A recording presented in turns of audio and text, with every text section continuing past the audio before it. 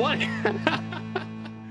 What is up, hotties? Welcome back to another episode of Stay Hot. I'm Blaiden Kirk, joined as always by my two favorite co-hosts of all time, Matthew Spawnhour and Theo Ash. And boys, you know what day it is. It is day one, round one of the NFL draft. Some would say it's the best day of the year. It's like Christmas. It is a beautiful day. My girlfriend was talking about Thursday's the best day of the week. The NFL draft proves her right. How are you guys doing? I feel like it's just like old times. We just watched a primetime NFL event, and now we're recording late. I'm nostalgic. It's You're like nostalgic. I mean, I was thinking the exact same thing. I'm like, this is great. The draft is great. Yeah. It's so awesome. I was so excited. I didn't hear any like, doesn't feel like the draft is tomorrow. Screw all that. And it wasn't like the greatest class ever, but going into it, we didn't know what we were getting. And there's nothing better than that. And the 8-minute timer, fire. They nailed that. That's the perfect amount of time. That was better. I totally agree. I'm so psyched for this episode, and I wish it was the season now, but we got 2 more days at least. We got 2 more days of draft. It's gonna be a ton of fun. Let's just get into it. We could shoot the shit all we want. First overall pick, biggest shocker in the world. The Raiders take Fernando Mendoza. We've seen this coming for months, but now that it's actually materialized, we can really talk about it with some actual tactality. I feel like we have been talking about it like we have been. Honestly. Do you guys have anything new on Mendoza to the Raiders? Because it has been since January. I've been getting more positive on it about it too. I think getting closer.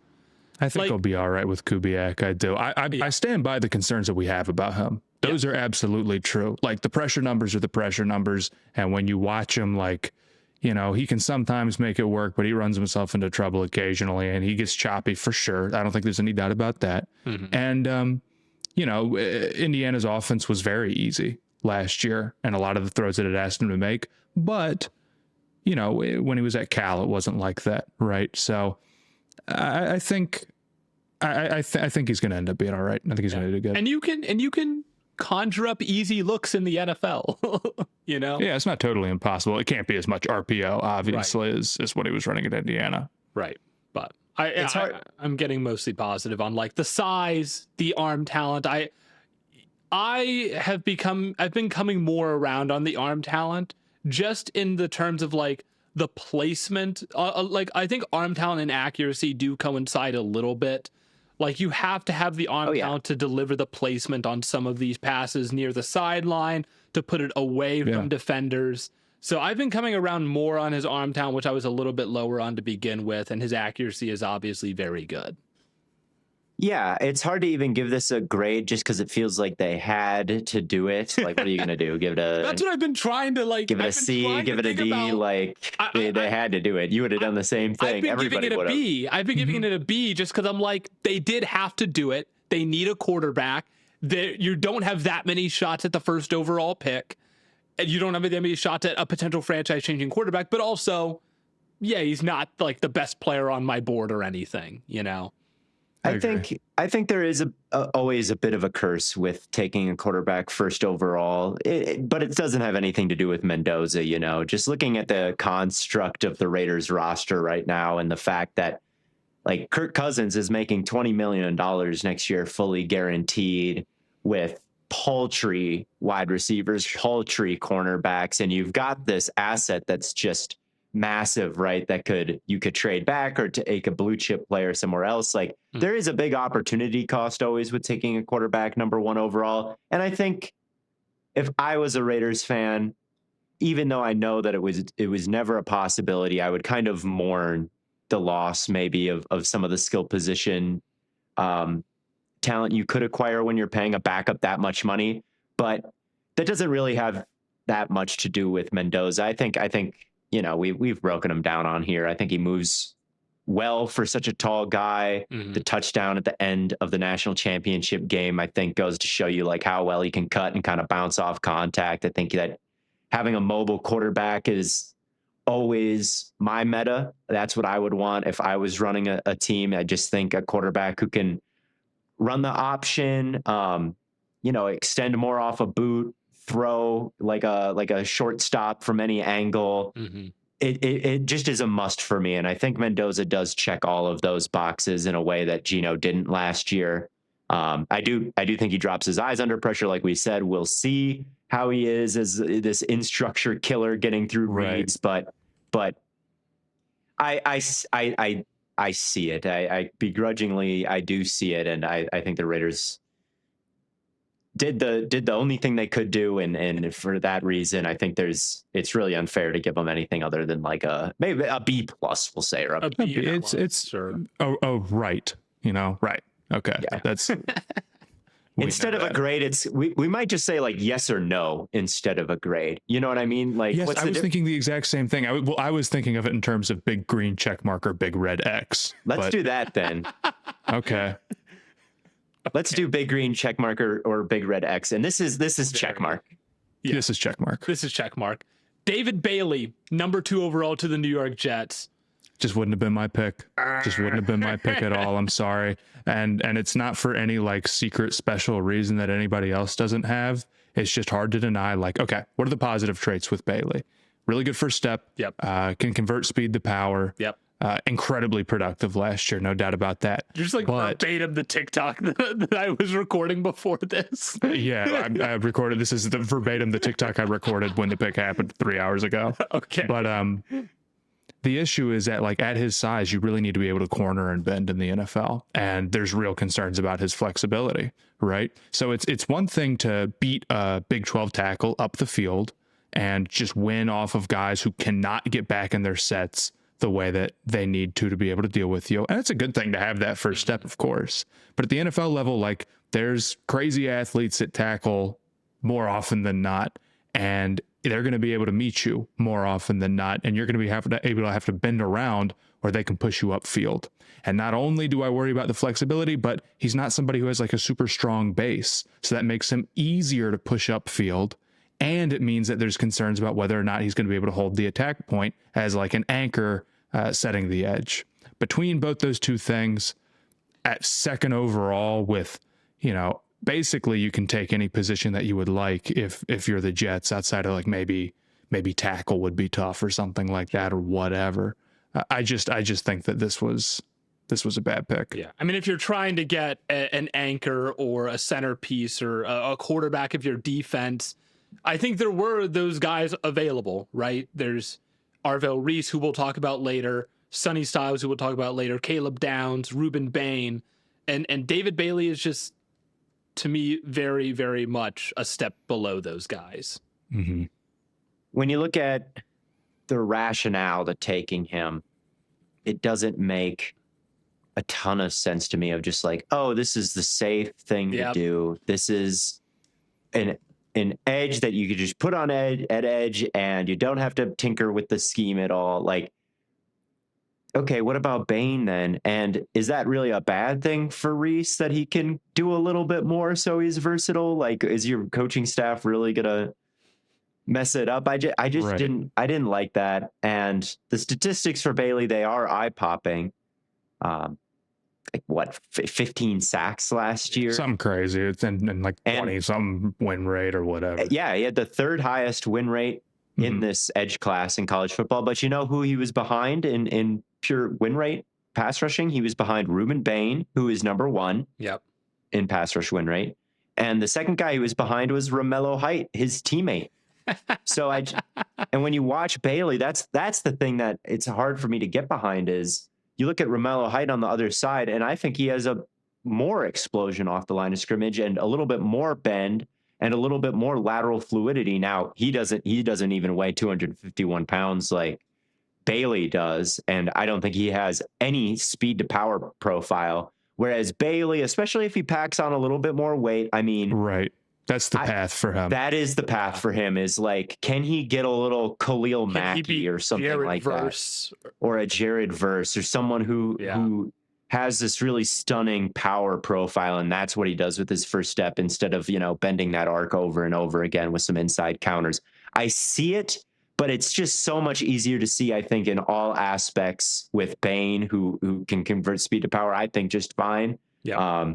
with a little bit more wiggle to him and a much stronger approach to blocks. And then Reese, who I think who knows what he is as an outside linebacker. He's very raw, didn't play that position full time in college, but he's got that first step in speed to power. So like, and you're getting the kind of off ball linebacker skill set where he can move in space a little bit better. He can cover people a little bit better. He can defend the run a little bit better. So yeah, Bailey, at some point in the first round, I could see there being a green light to picking him because of what happens if he adds a little bit of weight and focuses on being a power rusher. I can see that path to him being good there, but at 2 with some of the guys available and 2 is just way too high. It's way too high for me. I didn't see it. I thought, but he's a top 10, top 5 player on a lot of people's boards, right? And on the consensus board, he ranks very high. I mean, everybody had him at 2. The big draft 1. Vegas had Reese as the favorites, and Schrager and Jeremiah and McShay and all these guys who make calls and have sources throughout the leagues. They really did. Well, McShay went back and forth, but he did. Not his fault, I'm sure. I don't know. He may have averaged. He was like 65% Bailey. Then maybe I honestly don't know. I wasn't paying that much attention. I think he did flip to Bailey ultimately, but I really thought it was going to be. I really thought it was going to be Reese. I was wrong. Oh yeah, but I give this one a big red X, I guess. Yeah, big red X. Big red X. Jeremiah Love to the Arizona Cardinals. Cha-ching. Big green check.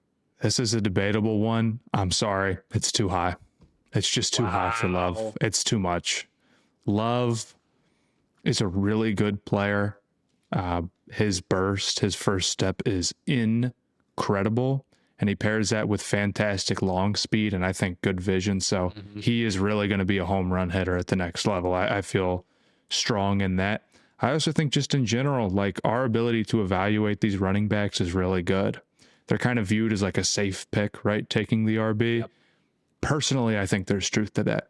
I do. I think when the idea is like, well, we never know. Like even with the guys who you think are blue chippers, like they don't hit as often as you think. And there's truth to that.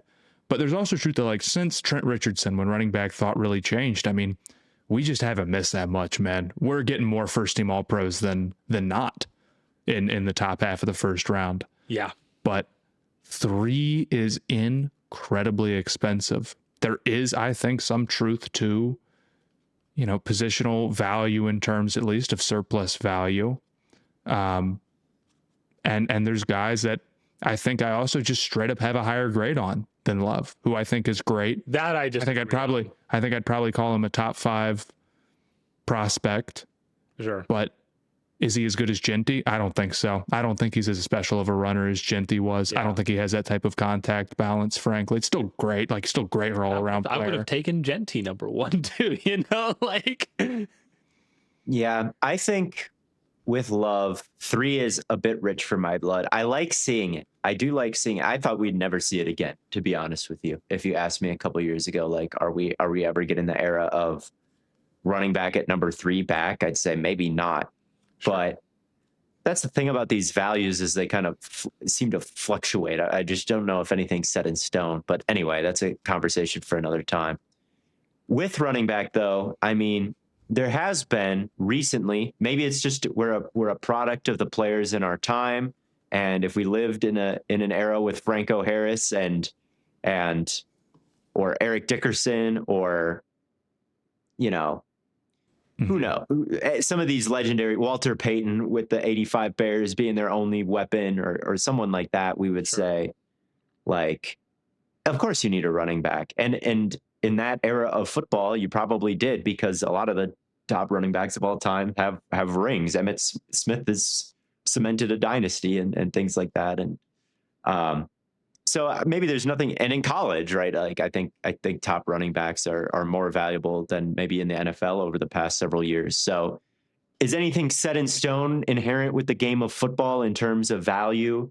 I don't really think so. But Matt, when we had this big debate a couple of weeks ago about edge rusher value and is there any proof that these guys are more valuable than other defensive positions, I went and I looked at some of the top seasons at certain positions from Pro Football Reference's AV page, and I looked at how those AV numbers translated to unit EPA as like an offense or as a defense.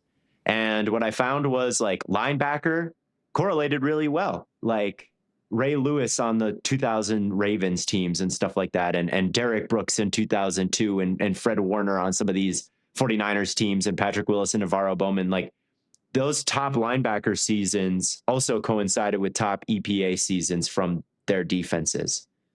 More than any other, or less than any other position, the top running back seasons just did not correlate with top efficient offenses since 2002. Is that always going to be that way? Like, does that mean you shouldn't take one? Does that mean if they took a tackle here, they'd be in way better shape? I don't know. But for the Cardinals, when they've signed Algier and when they have James Conner and when they have, I think, huge needs in their secondary and on their defensive line and their linebacking core and their right tackle position, I just think a trade back here or a pick of a different position.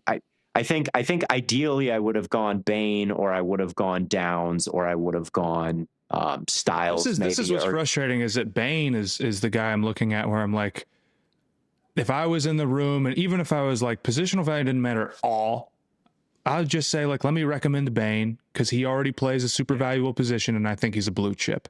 Maybe he's like number 4 on my board or like 6 or something like that, but I think he's really, really good. And I'm kind of frustrated that he ended up dropping as far as he did. With Love, look, I only have 2 options, right? Big green check or big red X.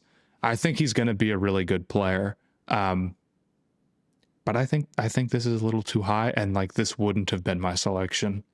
Yeah, I think the trade back discussion is interesting because I see that a lot, is like, I can't believe they sat here and took the guy. But like, again, it takes 2 to tango. You need someone to want to trade up. And if no one felt good enough to want to trade up to number 3, or if no one was willing to offer enough to make it worth it for like, I'm sure maybe Dallas called, there was rumors that they wanted to trade up, but if they weren't willing to give up what the Cardinals wanted, then maybe it's just like not worth it trading back. But I can get behind, like, if I look at my big board and I have number 1 Jeremiah Love, number 2 McCoy, 3 Lemon, 4 Downs, 5 Bain, and like, I think it's fair to say like Downs and Bain would have still been on the table, even though Jeremiah Love is my number 1 graded player. Yeah. Does it? I'm still trying to figure out somebody who he totally reminds me of in the league. There's one name that came to mind for me with Love, and it's Achan. He kind of reminds me of. Yeah, I can see that. I mean, like, I try to think of guys who are like not only fast, because then I feel like people start thinking like Dree Archer, Madden mobile card, and that's not what I'm going for or whatever. Sure. But like a guy where it's like their big trait is that their first, like, their just burst is wild and they have crazy long speed. And the dude immediately who I thought of was like, oh, Chris Johnson. But then I go and watch Chris Johnson. I'm like, no, man, this is like the craziest player of all time. Same thing with Jamal Charles, right? Because that's the other guy that comes to mind with ridiculous long speed. And you watch Charles run, it's like, oh my God, the speed was ridiculous. I don't know if it's fair to hold Love to those standards, but like on some level, that's the type of guy that you're going for. I do think he's fantastic, though. I really don't want to knock him too much, but I do have Genty over him as a prospect, like pretty solidly, honestly. He'll be well loved in Arizona. That I have no doubt about. And he is an offensive weapon. Like Achan as a comp, like, is it worth the number 3 overall pick? But maybe he's a little bit boosted because he's a little bit bigger, and I think he's a better blocker. Yeah, he's just hopefully not get hurt as much. Yeah. And is a little bit more durable, hopefully. But like Achan last year had 1,800 yards from scrimmage and led the league in yards per attempt. He's the best player in the league. I've been saying this, man. He's a demon. So Love being like maybe a plus Achan, like a bigger Achan, like that's a great player. So what is it? That's like 2,000 scrimmage yards as a rookie. It is a great player. And we could say like, well, how much did that help the Dolphins? But it's like, again, how much did, what did they accomplish with Tyreek Hill? You know what I mean? Sure. Or with any of the great players that they've had. So I don't know. You can do that with any position. We'll talk about the running back stuff. What did the Lions accomplish with Stafford for a decade? I think about Malik Neighbors being such a demon, and it made zero difference to the Giants' passing offense. And I just think running backs get held to that standard so unfairly. Yeah, and then 100% they do. Yeah. Like Jeffrey Simmons could have won DPOY last year if he was on a good defense, but he was on a. well, Garrett breaking the sack record makes everything. We know what you mean. But you know what I mean. He could have been that caliber player in those discussions if he was Houston's centerpiece instead of Tennessee's or whatever. But their defense sucked, even though he was on it. Does it mean that you can't take a trench player like that high, or Max Crosby? Right, he's worth 2 first-round picks still to this day. And he's an elite player. He goes up against the Broncos offensive line. Like all of a sudden they're taking sacks when they play Max Crosby or whatnot. Right. He plays Patrick Mahomes. All of a sudden Patrick Mahomes is taking sacks. Super valuable player. What has he done in his Raiders career? Nothing. So, I do think that there's evidence that running back might be at the bottom of the positional value totem pole, but I'm not sure that it's totally just like, oh, Zeke had a weird fall off and Gurley had arthritis and Le'Veon Bell took a year off and then went to the Jets, and like it became this maybe more I think there's truth to running backs not lasting as long though. Yeah. I agree that it's not as bad as like you're 26 and then your knee explodes or you start trolling or whatever necessarily, but it can. That can happen with any player on some level. But running backs are, it's a difficult job. They take a lot of hits. We can't question that. Yeah, they do. I guess I'm not that mad at this for the Cardinals. I mean, compared to some of the other picks that happened. Yeah, we'll talk about. This is the thing is like one team made everyone look like a genius tonight. Yeah, at the end of the day, they got a good player. Process wise, I don't know. Sure, I can get behind maybe there could have been a better process about this, and they probably have bigger needs, right? Even if I'm not even talking needs. I don't give a damn. They're picking 3rd overall. Who cares? Yeah. That's what I'm like. Best player available. Players. To me, Love is the best player available. So that's why it's a big green check for me. But I think it's close. I'm not willing to like. And maybe Algier maybe is regular fish. I'm gonna. What do you mean might be regular fish? Atlanta's offense last year, 4.2 yards per play with Algier on the field, 5.7 yards per play with Algier off the field. Well, that's because they were probably throwing when he was on the field, and their quarterback. No, it's the opposite. They were running when Algier was on the field. They were running the football with Algier, and when he was off the field, they were throwing it to Bijan and London. That's why there's such a big gap. Well, the offensive linemen, they just gave up when Algier was on the field. That's what. All right. We got to make a call on Mr. Love. I'm giving it a small green check because whatever. All right, I'm not convinced, but I'll do small red X. Interesting. Well, Matt, I know you're going to give a big green check for this next one. The first Buckeye off the board is Carnell Tate to the Tennessee Titans. It's a little high. That's a little high. He wasn't my wide receiver 1. It wasn't mine either. And he would have been my wide receiver 3 if Tyson was healthy and didn't have any issues. But I was thinking, did I say this on the last pod? In draft day, there's like the Jaguars GM, and he's like super nervous. So he's like, just give me like an easy out or whatever. So he just takes like a bunch of seconds or whatever. I think in reality, what that guy would do is he would take an Ohio State receiver like a little bit too high, right? Sure. I think Carnell Tate is taking an Ohio State receiver that I'm confident will be good, but it's a little high.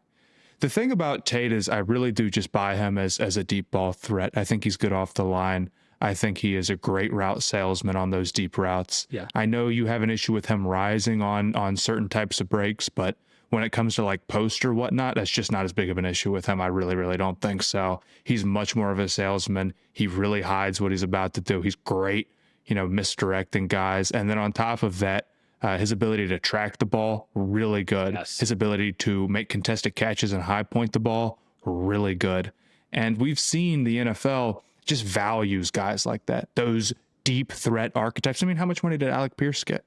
Right? A lot. I think, is it reasonable to think that Tate could be in that archetype, but even better?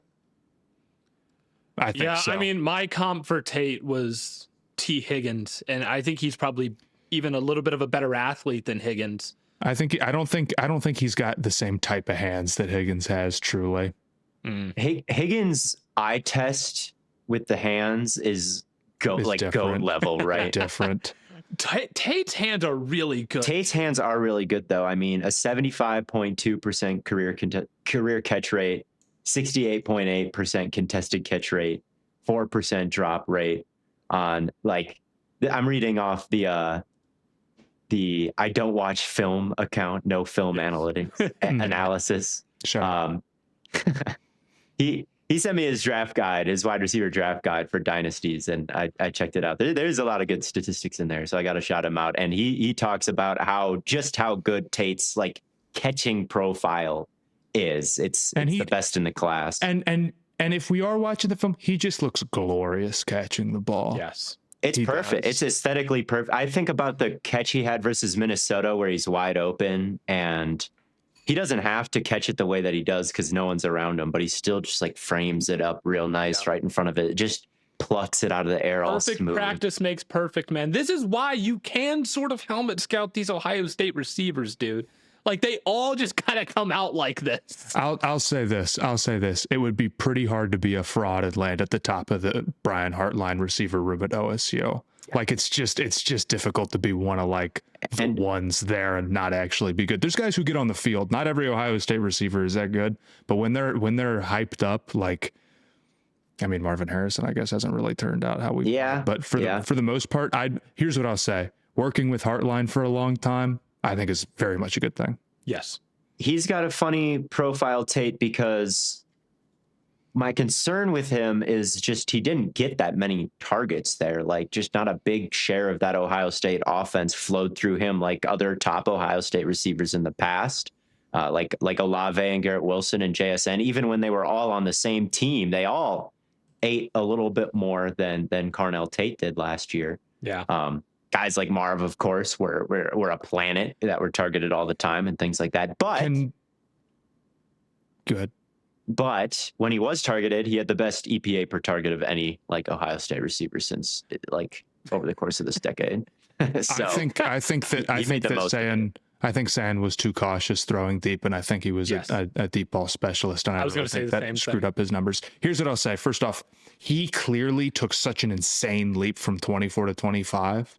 And he was like, he's going to be a first rounder, probably in 24 when they won the national title. In 25, like just a way, way, way better player. But I think Ohio State's offense was trying to get big and slow it down and run the ball, draw out possessions, and Sayan really struggled to like be super aggressive pushing the ball down the field. Got a little bit better as the season went on, but overall he was too heavy underneath. And it's true, like, yes, I'm sure Tate has a rare small share of an offense compared to other guys drafted this high. 4 is really high. I'm not denying that. But he also is in a rare situation, especially playing next to Jeremiah Smith. And even Jeremiah Smith, I'm sure, has had some bad breaks on those deep balls. I think about the Texas game where Sayan had him screaming open, remember, and didn't hit him, tried to hit Claire on the sideline, and he got it to Claire, and then Claire bobbled it, and it was a turnover on downs. But I think there are other factors going into Tate's low target share. Yeah.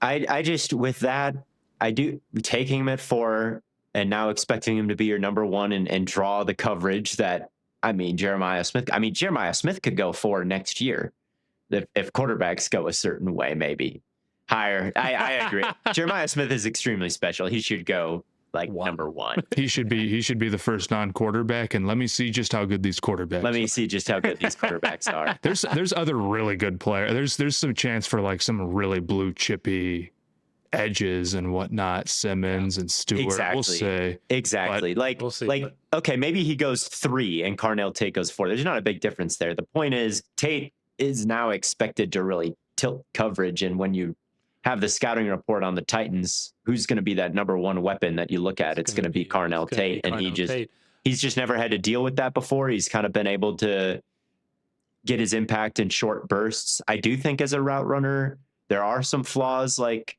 on the non-deep routes. I just think his plan versus contact at the line of scrimmage and even downfield needs a bit of work. I don't think he always uses his hands well to separate. I think that he's just not like the kind of he doesn't combine his long strides with fluidity in the same way that Jeremiah Smith does, I think. And he does rise pretty significantly before breaks. So as a man coverage separator, and as a number one option, I have red flags about him. I love the way he attacks the football in the air, but that profile to me, it sounds like I had him graded similarly to Boston and Boston FC. We're in the mud. We're in the fucking mud, bros.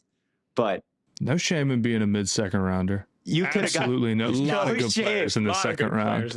They ended up picking at 31. They could have gone like Reese at 4, Boston at 31.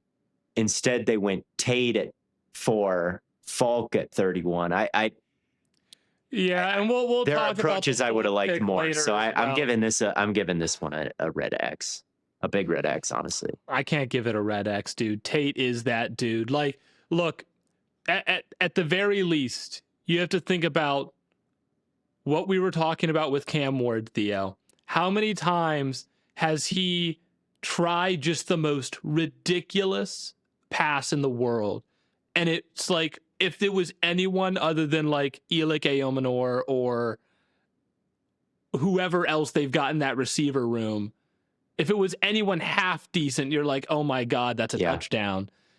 Now it's Carnell Tate. Like, you're elevating the number of home run plays that you can get out of this offense. And then if he does shift coverage, which he probably will when inevitably Cam Ward tries to toss him 2 big ones in week 1. Yeah. That just opens things up for everyone else, right? Go ahead. I agree with Matt that like this was definitely a Jaguars GM move from draft day where it's like they wanted Love. They thought they were getting Jeremiah Love at 4, and they were like, oh shoot. Well, Ohio State receivers probably work out, you know? Yeah. I think it's a good pick. I really do. Even though like I'm right there with you. Like he's my wide receiver 2, would have been 3 if it weren't for Tyson's nagging injuries, but he's still a top 10 player on my board. And I'm never going to give someone a bad grade for picking a top 10 player on my board in the top 10. Yeah. I'm proud of myself. I'm going to pat myself on the back here for 1 second. Cause I kept mocking the Titans, a wide receiver. But it was always Tyson. It was always Tyson barking up the right tree award. Pin it on me. Are we gonna get this to catch on? Did you tweet that out yet? I did with that. I did, and then I sent it to my parents on accident because they texted me something. And how'd they feel about it? I don't think they didn't say anything. I don't think they knew what I meant because they texted me, and I thought it was you guys texting me about the draft. So I said, I'm gonna send it about Tennessee, and I sent them. And they said, look at my chuds, son. They said, look at my chuds, son. Caring about. But they're cooking me right now because I sent them my mock, and they're like, oh, it's not going so well. But look. Schrager only got six player team fits. I mean, this year was obviously impossible. To be Mom, fair. Dad, I got 5. Schrager and Jeremiah got 6. I'm right there with them. I'm right. So what? I'm Chick Hicks. All right. Give me a few years. I'm Chick Hicks.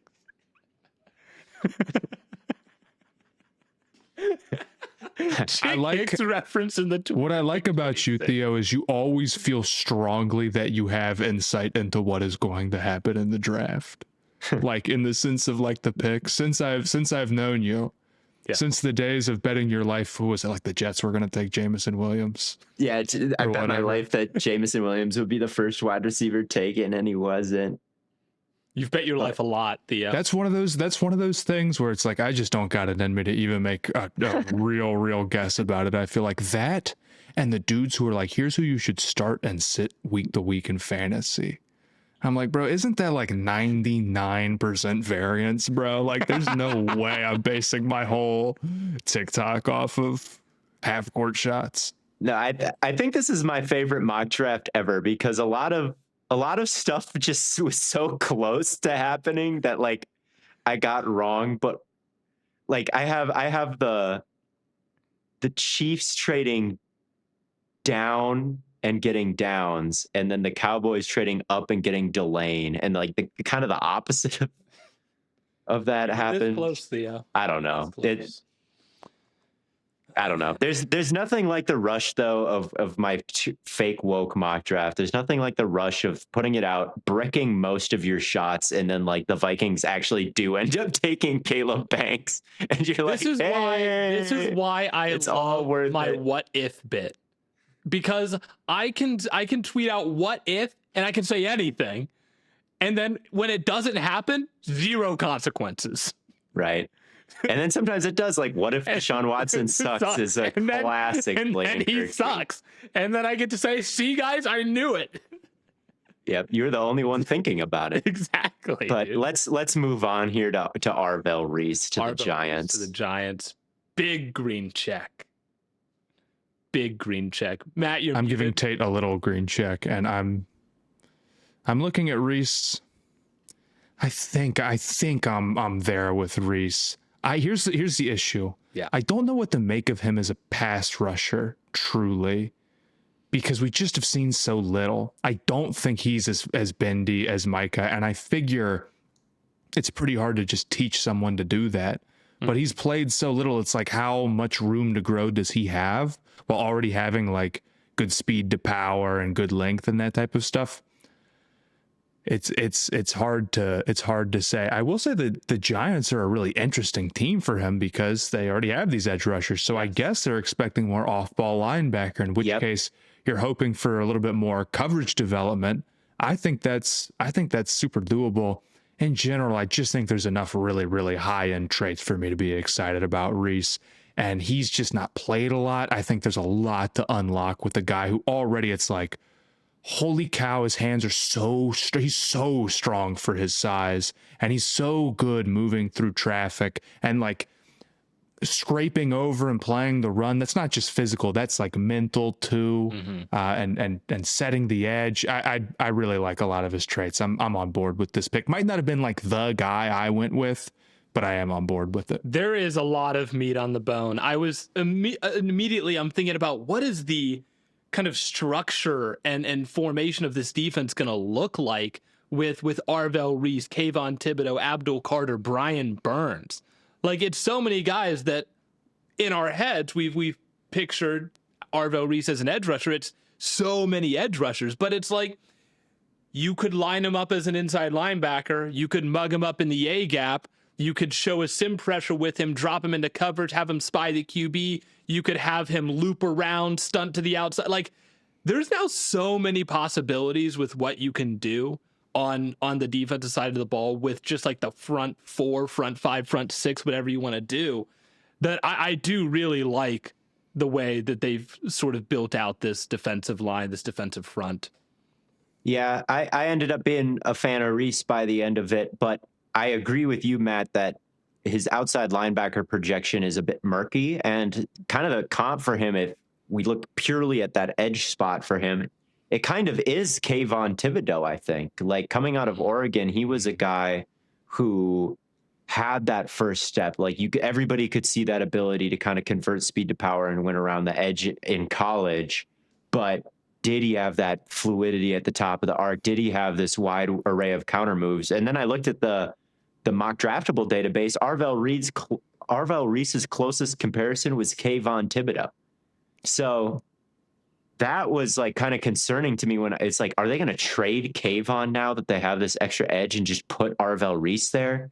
but Harbaugh in the post-game presser made it sound like they thought of him more as a weak, like a will off the ball, weak side linebacker. Okay, I'm really down. And I'm down just for who that. he is in the open field as a playmaker is really good. We've talked about the coverage, but he's a good mover. I think he can figure it out. And I don't think it'll be too like awkward if he's a lot like Kayvon, and Kayvon's already in the room, and it's just kind of weird.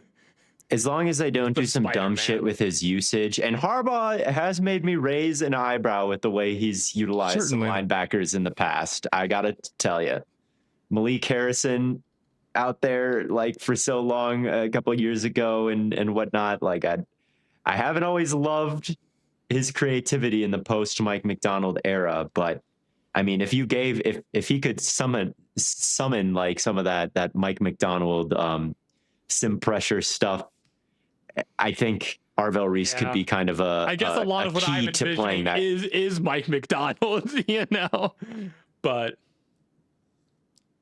I don't know. Yeah, I think it's a good pick though. I mean, again, top 10. He's my 6th overall player on my board. Never gonna be mad. Who's at 5? Never gonna be mad taking a top 10 player in the top 10. Never. Yeah, I'm checking it. And I hope they use him right, but I think they will. The Kansas City Chiefs traded up with the Cleveland Browns from 9 to 6, gave up a 3rd and a 5th rounder to take Mansour Delane. So this is the answer to the question. It's like, what are they thinking in the secondary, right? Because they just they say, let's just nuke the whole thing. Let's let everybody walk, or let's trade everyone away. So it's like, we're going to just be totally fresh. And it's like, is this, you guys don't want to pay the secondary like that, and you're just trying to get cheaper, and you don't think these guys are like worth the big contracts? Or is it more of like a philosophical, we now think it's not worth it to like invest heavily in the secondary because of our defense or whatever? Turns out they don't have an issue investing heavily in the secondary. Trading up to get Delane. I think Delane's a really great player. His production last year was fantastic. The tape is undeniable. His ability to mirror, his ability to change directions is completely unbelievable. How he stuck with guys, his anticipation and reaction to routes and breaks is wild. He doesn't bite for fakes. I think he sees routes develop in zone well and can play the ball. I guess like my big concern with him as a prospect, just way zoomed out, was like, well, why wasn't it like this at Virginia Tech? But what he was doing last year at LSU, like, is just it's too undeniable. It's too good for me to feel like, well, that's just a one-off phony. Like, I got the break in a couple of games. We played a couple of favorable offenses, and I only let up 150 yards. I don't think so, man. I think he's a really good player. I think one of the coolest things to watch is the way that he plays rub routes. I mean, he is really good about letting the route develop in front of him. And then, like you say, Matt, when he closes on these, it is so... Especially when the ball is in the air and like he's got to work through somebody, getting his hand around and making a play on the ball. Yeah. Whoa, he's got some really good reps of that too.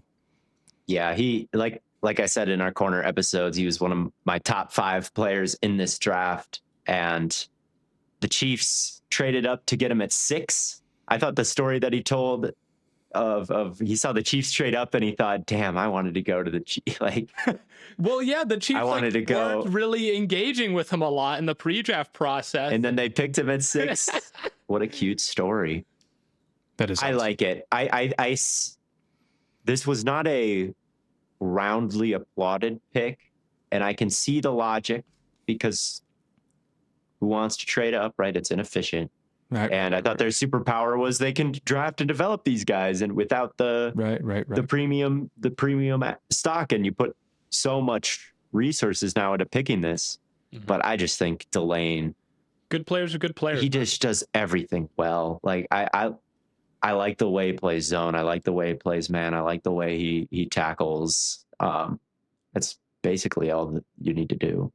So I give this a check, and it's my favorite pick up to this point. I agree. It's my favorite pick up to this point as well. I give it a check. I understand some of the like It's a little peculiar for the Chiefs to do this, but it's just too good of a player, and I gotta stand by the good players are good. When you do a redraft, you're not gonna be like, well, trading down is good, but you're not gonna be like our 5th round pick. No, if you got an all-pro, and I really think they got a great player. I really don't mind getting, Peter Woods right later with the well, we'll get McDuffie into that, pick. I guess. You avoid paying McDuffie $31 million. Yep. And you get someone who might be better than McDuffie, going. Well, you forward, also spend your worse. 1st round pick. Yeah, that's doing that. And he also might be worse than McDuffie. And he also might be. I don't. Okay, but outside of all that stuff. But outside of that, I just liked it. I think they got a better player for free. Yeah, I agree. For free. They get the extra first, they avoid the contract, and they get delayed. What I see it. I like it. I like it a lot. Yeah. Even though they traded up, which is inefficient. Everyone's too trade down pilled. What can I say? You know what? Let's get another Buckeye off the board. Why don't we? Washington Commanders, Sonny Styles, number 7 overall. Big. I like it. Check. I mean, we're talking about an old team that, unathletic and they can't move. They go get a young guy who's very athletic. Yeah. I think that makes a lot of sense for them. I mean, I'm a little bit higher on Styles than you guys. I think he's a really special mover, somebody who is a 5-star and is coming down from safety to play linebacker, and the rate at which he's picked that up is super impressive, right? He's a good tackler.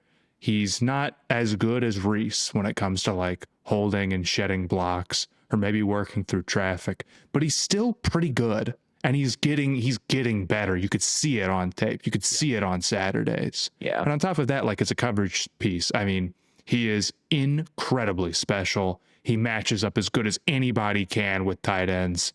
So I would be stoked about this if I was a Washington fan. And in College Football 26, the video game, he is the greatest user of all time as far as I'm concerned. So if you're a Washington fan and you play Madden, hey, this is huge. This is huge. This is why, I mean, he gets comped to Fred Warner. This is why, right? How many linebackers are this big, this rangy, that can truly just at will, oh, we're going to eliminate the middle of the field. Oh, we're going to eliminate the whole intermediate from sideline to sideline. There just aren't that many guys who can do that. Now, I don't think he's the play finisher that Reese is, right? That's I think the one knock on him. I think his tackling it's very swing you around. He doesn't wrap you up by your legs and drive you into the dirt. But outside of that, really, he is, I think, a great centerpiece to build around on a defense. Every couple of months, we have the debate in the chat BCC of if you could have a team of one player, like, who would that be? And I feel like Sonny Styles kind of instantly becomes kind of an answer, because he could play wide receiver, he can play safety, he can play corner, he can play linebacker. He's big enough to do a lot of different things. And I mean, he's life-changing for Commanders fans. We can keep this one pretty short. You go from Bobby Wagner and Frankie Louvu to Sonny Styles. Last year, they were second from the bottom. Louvu slander, question mark? He's not a coverage beast. No. That's for sure. No. And last year, when their linebackers got targeted in coverage, the only team with a worse EPA was the Cowboys. And now they got maybe the best coverage piece like in the draft is Sonny Styles erasing tight ends and running backs and whatever he needs to do. So I think he's a good player and fills a big need. Yep. Hey, doesn't get much better than that. Big green check for sure. Big green check. Biggest green check. This is my favorite pick to this point, I would say. But at number 8, got the New Orleans Saints taking Jordan Tyson, second receiver off the board. Do you have concerns about they've got Olave, who's sort of injury prone, and now Tyson, who's sort of injury prone? Yes, yeah. I do. I do have concerns about that they have multiple injury prone guys. I think Tyson's injury history is a negative, and I think it dings him. I do. Yeah. But I think when Tyson's on the field, he's awesome. He is a route runner that not a lot of people can stick with. He can cut at speed, on bigger degrees and acuter angles than most people can deal with, and it makes him really difficult to guard. He's good off the line. I think he's good. When it comes to making spectacular catches, he has it within him. I do think some of the concerns about him being like a little easy to hit and knock the ball loose are true, but I don't know if I would call him soft straight up. I feel like that's too big of a blanket term. Overall, though, he's a very spectacular player and a really, really talented route runner, a true X. Yeah. That makes the Saints super scary. Yeah, I mean, he is a video game character. Him and Styles, if you want to say Styles is the best user, is going to be one of the best users to have in Madden, Tyson's going to be one of the best receivers to throw to. Like, you know, when you press that Y button or that triangle button, he's going to go flying up in the air. They're going to have a special animation for him to make some crazy catch because he makes those catches in real life. So, yeah, he has some ridiculous ones like falling over, one-handed, plays where he tracks it and plays the sideline to a ridiculous extent. He's like he's kind of got the Jamal Murray gene of, well, maybe not tonight, but the Jamal Murray gene of like everything he does kind of has this protagonist feel to it, I think, or it's how you would block it in a movie. Like I feel like everything about Jordan Tyson just feels like straight out of Hollywood football movie. Like he just does the coolest things, I think. I had somebody I used to play Ultimate Frisbee with who was very much the same way. And I really think it's that he just kind of jumps early at the ball sometimes, and it makes it look so sick. Because I had a buddy who would jump at everything, and it's like, this guy is insane. And it's like, really, it would be kind of a routine catch that he'd just like get way in the air for. Sure. Tyson does that a little bit sometimes. Yeah, but he also does make spectacular and maybe with the catches. routes too, like could be a little bit jittery. I think is a critique of his, is like he's doing a lot, but is he really like doing it better than you got open? But that one was kind of for the TikTok. No, is he a little bit for the TikTok edit? Is the question, and I just think he's maybe the answer is really yes with style points. Like he got open with style points. He puts so much power into the ground when he cuts and when he just can't control himself, man. He's just too explosive of an athlete. I just don't really buy like, oh, he's doing too much to set this guy up, and it's like, well, it worked, he bit, so I like it. And I didn't think he took that long to get into his stuff. No, I didn't either. So I think with him and Olave, when they're both healthy, there's a lot of separation ability there. They're kind of similar. A lot of separation ability, but maybe not as much yak or high point ability.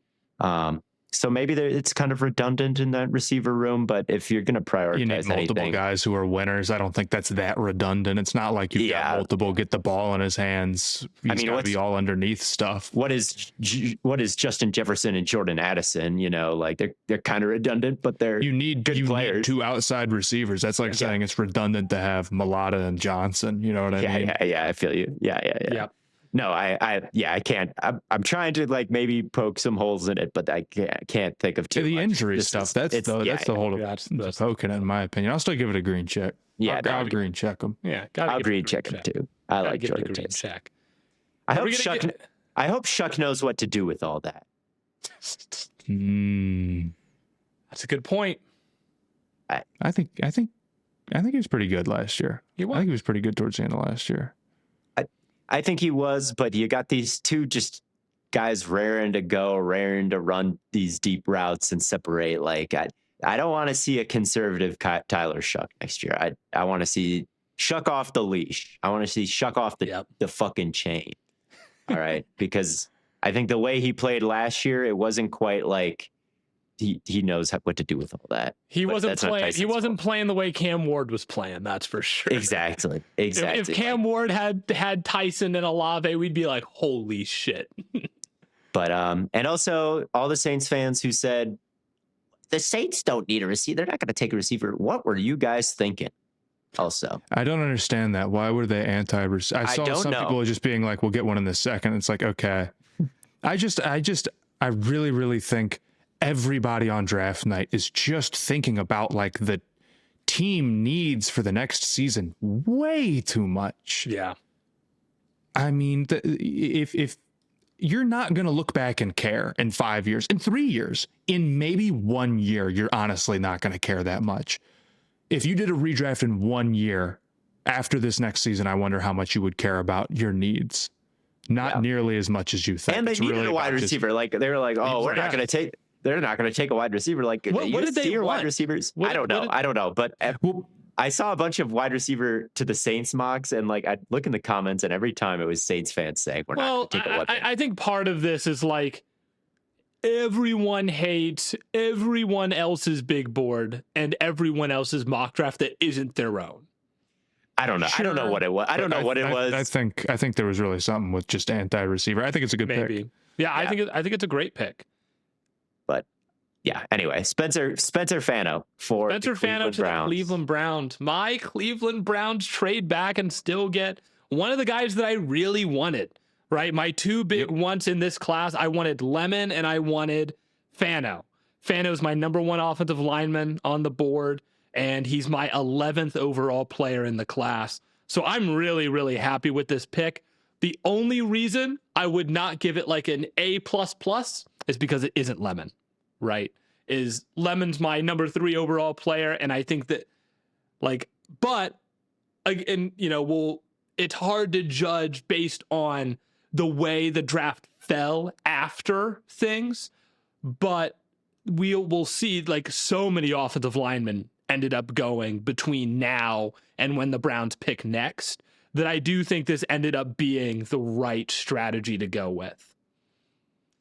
Fano is going to be really interesting to track, I think, because he's so agile and I think he's got so much strength in him. And there's just some parts of his movement that had me questioning kind of where he fits and like what he's going to do again, like the splayed legs and some of the overall fluid, like body contortion with him just doesn't really scream like NFL offensive lineman to me, but I still thought he did a lot of positive things. I'm really interested to see how he translates. I can't say I understand where you're coming from with that. You feel like it.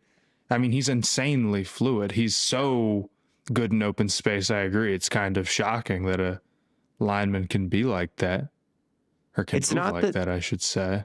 It's not the fluidity in open space. It's like the ability to maybe like widen his base on contact and like drop his hips and like get low and anchor like that like it's the going backwards flexibility, not that he can't combo and climb and hit people. He could do that at an extremely high level.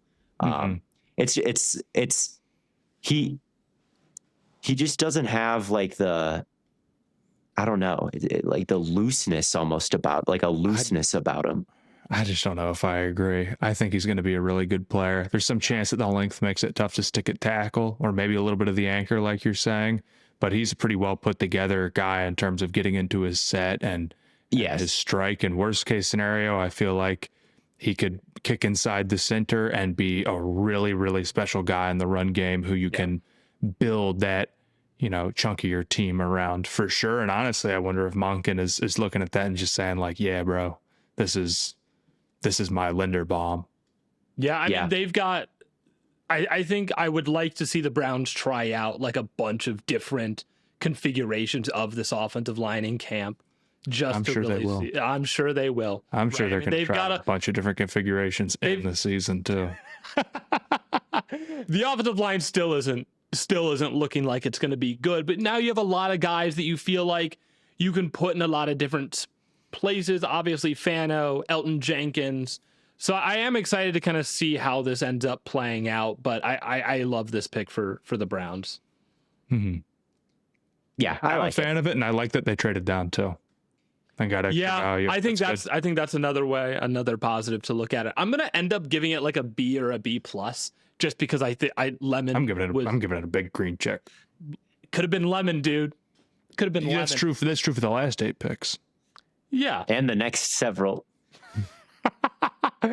Yeah, but the Browns have a particularly, I still think receivers a bigger need for Cleveland, which I know we don't need to be so need focused, but Mekhi Lemon is the most quarterback friendly receiver in this draft, I think.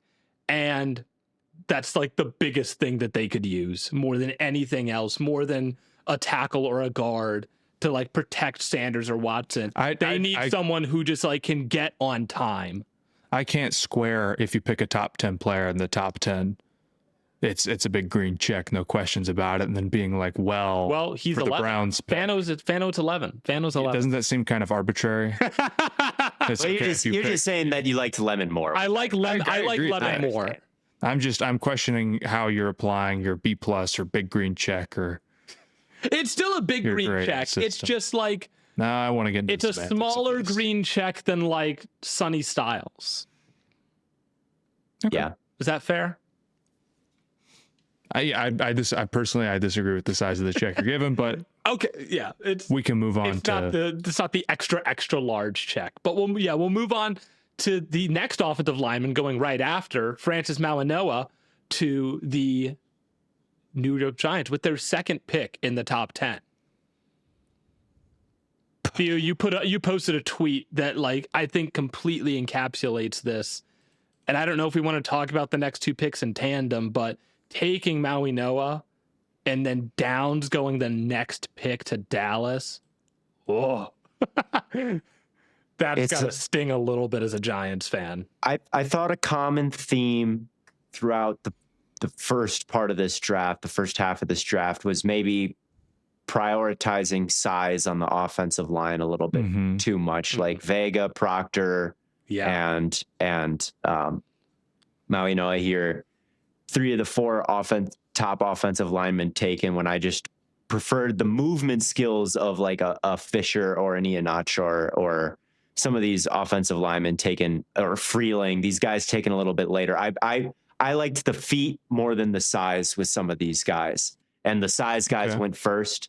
I preferred actually the tackles that went later. Okay. And Mauigoa is probably going to play guard. He is probably going to play guard. Yeah. And that's is like, oh, well, there's so like, he's going to, and that, you're picking a guard in the top 10 then, like over Caleb Downs. You can't be the one to say that. I know that I can't be the one to say that, but you're taking a guard convert who's over Caleb Downs. I don't like it. I think Mauigoa is a really good player, honestly, though. I think tackle was a question mark for him. I think, and at guard, he's just a real people mover and that type of fit. Look, I understand what you're saying. Is there a level of like copycat league where everyone's getting big, so now it's being overvalued a little bit? Like possibly, but I don't think he's a bad player. I do agree. This would not have been my pick. No. Bane. I mean, we're starting to really imagine how many edge rushers they could have had. No Bane. This is the one team that does not need Bane. They could have had so many edge rushers, dude. They really can't do Bane. I'll give them that. But would have been so fun. But their safety room was a big part of the reason why they were allowed so many explosives in the run game last year. And I think Reese helps him a lot in that area. It's like it's like changing the point of attack or like the big strength of your run defense and just moving it back a level. Like it was Dexter Lawrence and now it's just back a level, and it's Reese. But I don't know if Reese is quite enough. Like if you would have added somebody else like Downs behind him, the two of them combined up your spine, like really you're going to have to replace Dexter Lawrence with 2 players. And those are the 2 that like could have actually done it maybe and then some. And with Mauigoa, I just don't know if I see quite the ceiling there at guard, but maybe he is. I do think that he's solid. I just think that with him and Vega, I don't see quite the upside there that I see with Caleb Downs. And I mean, I don't think you have to look at it necessarily through the lens of replacing Dexter Lawrence. If you look at the way the Giants use this pick as comparing it to Dexter Lawrence, I think you're going to be disappointed no matter what they do. Unless maybe it's Downs, right? But well, it could have been. It could have been. Which it could have been Downs. But also, a big reason, like Matt, you wanted them to take Jeremiah Love. That was, I think, a mock you were trying to give them so that, take some more pressure off of Dart and really help open this off. I thought that was you. No, you made that up. I made that up. Okay, I think whatever. you made that up. I gave him Maui Noah in my mock. I just did it after a trade down. I did it after a trade down, but It does make sense for Harbaugh. I do think it helps open. I think it helps this offense, right? You want to run a lot with Dart and Scat. Like, I don't think it's a problem to bring in a guy who has a lot of power behind his pads, and run behind him. And in pass pro, you've got that as well. Yeah. I don't love it. I think he's a good player, but it's teetering on better options or too much. There's too much meat on the bone. There's too many guys where I'm like, this is a true blue chip for me. Because there's a line with that. If you judge every pick by what I would have exactly done, you'll just end up saying everybody sucks, right? But Sure. Downs, yeah, man. I think Downs is closer to the best player in the draft than 11. than where he got picked at 11. And if I were the Giants, I really would have just taken him. Well, and that's the same scale that I used for Fano. And you're defending this. Yeah. I graded them the same. I like Fano a little bit more, but like I would have taken Lemon because I think Lemon's a lot closer to being the best player in the draft than Fano is. Fair enough. So, but yeah, there's Maui Noah to the New York Giants. Caleb Downs, dude. Oh my God, Dallas. What a home run. What a home run. At this point in the draft, you're like, this is the best pick, like by a pretty wide margin, right? Yeah. I think this is the best pick of the draft, getting the best player at 11. And doesn't get much better than that, in my opinion. And I think Malik Neighbors' reaction kind of says it all. They just take Maui Noah, right? They've taken Arvell Reese. He's kind of ho-hum about it. Then the Cowboys take Downs. He gets up, hands over his eyes, like hands on his head, like, I gotta go against this guy. Like, he's good. He kept repeating that. And he would know because when I first really heard of Caleb Downs, or when he got put on my radar, because I'm not, a recruiting or college football mega fan or anything like that, or mega follower, was Alabama versus LSU, when I'm like, who is this guy thumping Malik Neighbors, and who is this guy like playing the post and breaking up passes to Malik Neighbors? Like, this guy is he's a freshman. He's the best player that Alabama has. And I think when you get your division rivals like stressing like that, it's a good pick. I don't know if Quinnen Williams is quite stressing like that about Maui Noah, like Neighbors was about Downs. But albeit they never played, maybe he should be. They never played against each other. I mean, Neighbors maybe caught him on a good day. I mean, this really changes the math for him with the run defense, right? Having somebody who can be at depth and still affect the run. Yeah, Downs is a fantastic player. Them trading 2/5 to move up one pick, sure, whatever. Yeah, don't care. I have to say I disagree with your anti-trade down take, Blaiden. I'm not anti-trade down. I just think everyone is too trade down pilled because it requires someone else to trade up. And so if everyone always wants to trade down, no one's ever going. That I agree with, but then you said it about the Chiefs and the Browns. Yeah. And you're like, the Chiefs trading up is fine. Everyone's too trade down pilled. Yeah. You can be allowed to trade up. That doesn't. You're allowed to trade up. My take is generally around, I think sitting and picking where you are is perfectly like fine. Like people who are like, I'm desperate to trade down. Like that. I think that's annoying and lame. Like, just sit and make your picks. Like, if you like the guy, if you have a big board and you have a top 10 and you're sitting there with a top 10 pick and you're like wanting to trade down instead of taking someone in your top 10, that doesn't make any sense to me. I think this is a hard philosophy for me to track, frankly. I don't think there is a philosophy. I think that the philosophy is like, there shouldn't really be this philosophy of it's like that trading down, like is trading down actually efficient, or is it efficient because people are willing to, or like people are willing to trade up? Like, how many trade downs happen because it's like, well, or how many people are like, man, I hope someone is really stupid. I was talking to my physical therapist today who's a Bills fan, and he's like, dude, I hope we can get some sucker to trade down with us. And I'm like, this isn't efficient. It's just like, it feels like you're just banking on someone else doing something that you want them to do. You're not like outsmarting people by trading I think down. your entire trade down thing is like centered around people making too many trade downs in mock drafts. It's unrealistic. That's what I'm saying. But then we're talking about IRL. Yeah, We're talking about like I'm saying, like trading in real down life, and trading it is up, good to it's trade fine. down. Sure, but it's also fine to trade up. And it can be fine to sit and pick where you are. I'm not saying it's bad to trade down. I just think that like the general population is too trade down. I think the take that you have about mock drafts does not like relate to real life at all. I think that's a fine assessment. But then you brought it up when we were talking about a real life trade that did happen. So how does that make sense? Because people are going to say, well, why did the Chiefs trade up? Yeah, but I think that's different than saying it's generally good to trade down. I'm sure it is, but like, I'm just saying it's fine.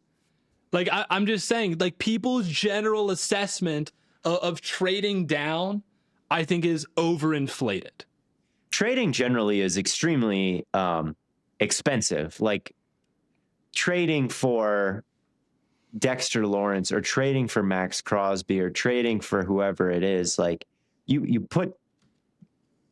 start to think about all the costs of, like, you know, the contract that you're paying to a vet instead of a rookie when you give up draft picks, and the length of that contract and the youth of someone might be ascending, whereas a veteran might be descending. Like trading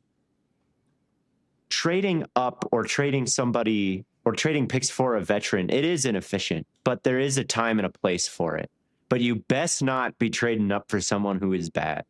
All right. At the end of the day, we're gonna judge how good the players are. Because it is expensive, but like if you're getting a Dexter Lawrence, you can say like, look, we're just, there's some guys who are just a little bit too good to replace in the aggregate. So we gotta give up some picks for them. And because it's such a steep price, a lot of the times, if you're looking at it and you're looking at just playing the odds and the percentages, I think that's why you do get these partnerships and these agreements, is because, like, yeah, look at the history. Trading down gets you more stuff, and you want more stuff instead of less stuff, because a lot of the evaluations that we have are wrong. I thought Kyle Pitts would be the greatest tight end like we'd ever seen. You know what I mean? Like sometimes human error creeps into it, and I understand, like, yeah, just give me 50 lottery tickets instead of one. So I understand that, but sometimes you really can tell, like when you trade up for Mansour Delane,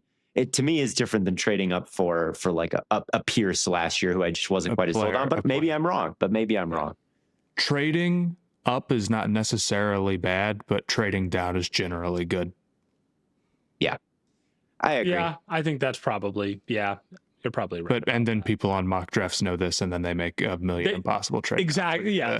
Yes. And that's when I'm like, come on, guys. And we're not going to talk about the Bills because they didn't make a first round selection because they traded down so many times, and I thought that was good. They get a bunch of assets now, and I thought they actually did the mock draft meta. My physical therapist is going to be very happy when I see him. Yeah. So I think it's good, but yeah, if you're getting Delane, I can't really be bothered to just always say like, oh, trading up, they lost the draft, because there's plenty of people who will do that. Like, oh, this team traded up, they get an F grade, right? Because that's just more times than not, that's how it goes. But sometimes it's worth it. But Caleb Downs gets a big green check. Next, we've got the Miami Dolphins, who selected Caden Proctor. And got 2 5th-round draft picks. They got 2 5th-round draft picks. I like Proctor a decent, like, he's got size, he's got power, And if you're putting him at guard, like I imagine there is a lot of value in, like Theo, you said teams are clearly valuing the big offensive lineman here. And when you look, we look at what the Dolphins were planning to do, right? It's possible that one of the options was go all in to protect Malik Willis. And either that is with a receiver, a weapon to have someone to replace Waddle, or to by literally protecting him with an offensive lineman. I think you just got a good best player available here. They have so many needs, and to leave Bain on the board feels kind of crazy. Yeah, it feels insane to me. It's getting really insane. They could have been the winner of the draft if they had traded down and then taken Bain. Yep. I would have been like, yep, that totally makes sense. That would have rocked. You picked up some extra day threes to let the Cowboys pick between him and Downs. Proctor, I'm not so low on him that I didn't think he deserved to be a first rounder or something, but I really question if he's going to be able to stick at tackle. We'll see what he looks like when he gets his weight where he wants in terms of his movement and his ability to get back into his sets. But what it was last year at Alabama was not good enough to hang at the NFL level with speed rushers like that. You can move him inside the guard, but then I just like Vega more. We talk about, being a mauler in the run game and just having that strength profile that you want. You get that with Vega, but you also get like a really great pass blocker who produced at a super high level last year. So if I was going to go offensive line with somebody who I thought was going to be a guard, I would have gone Vega. And if I was going to go with a tackle, I guess I would have traded down or attempted to trade down again before I hit something. Or I wouldn't have been playing the needs that much for what is very likely the worst roster in the NFL right now. And I would have just taken Bain and I would have been the winner of the draft. This is too far outside of what I think his range should have been. It's ahead of guys who I think are better than him at his position. Yep. And it's ahead of guys who are way higher on my board and would have been perfectly fine for a team that does not need to be thinking about what is my next season going to look like and how is the offensive line exactly going to shake out. So this is among my less favorite picks for sure. Big Red X.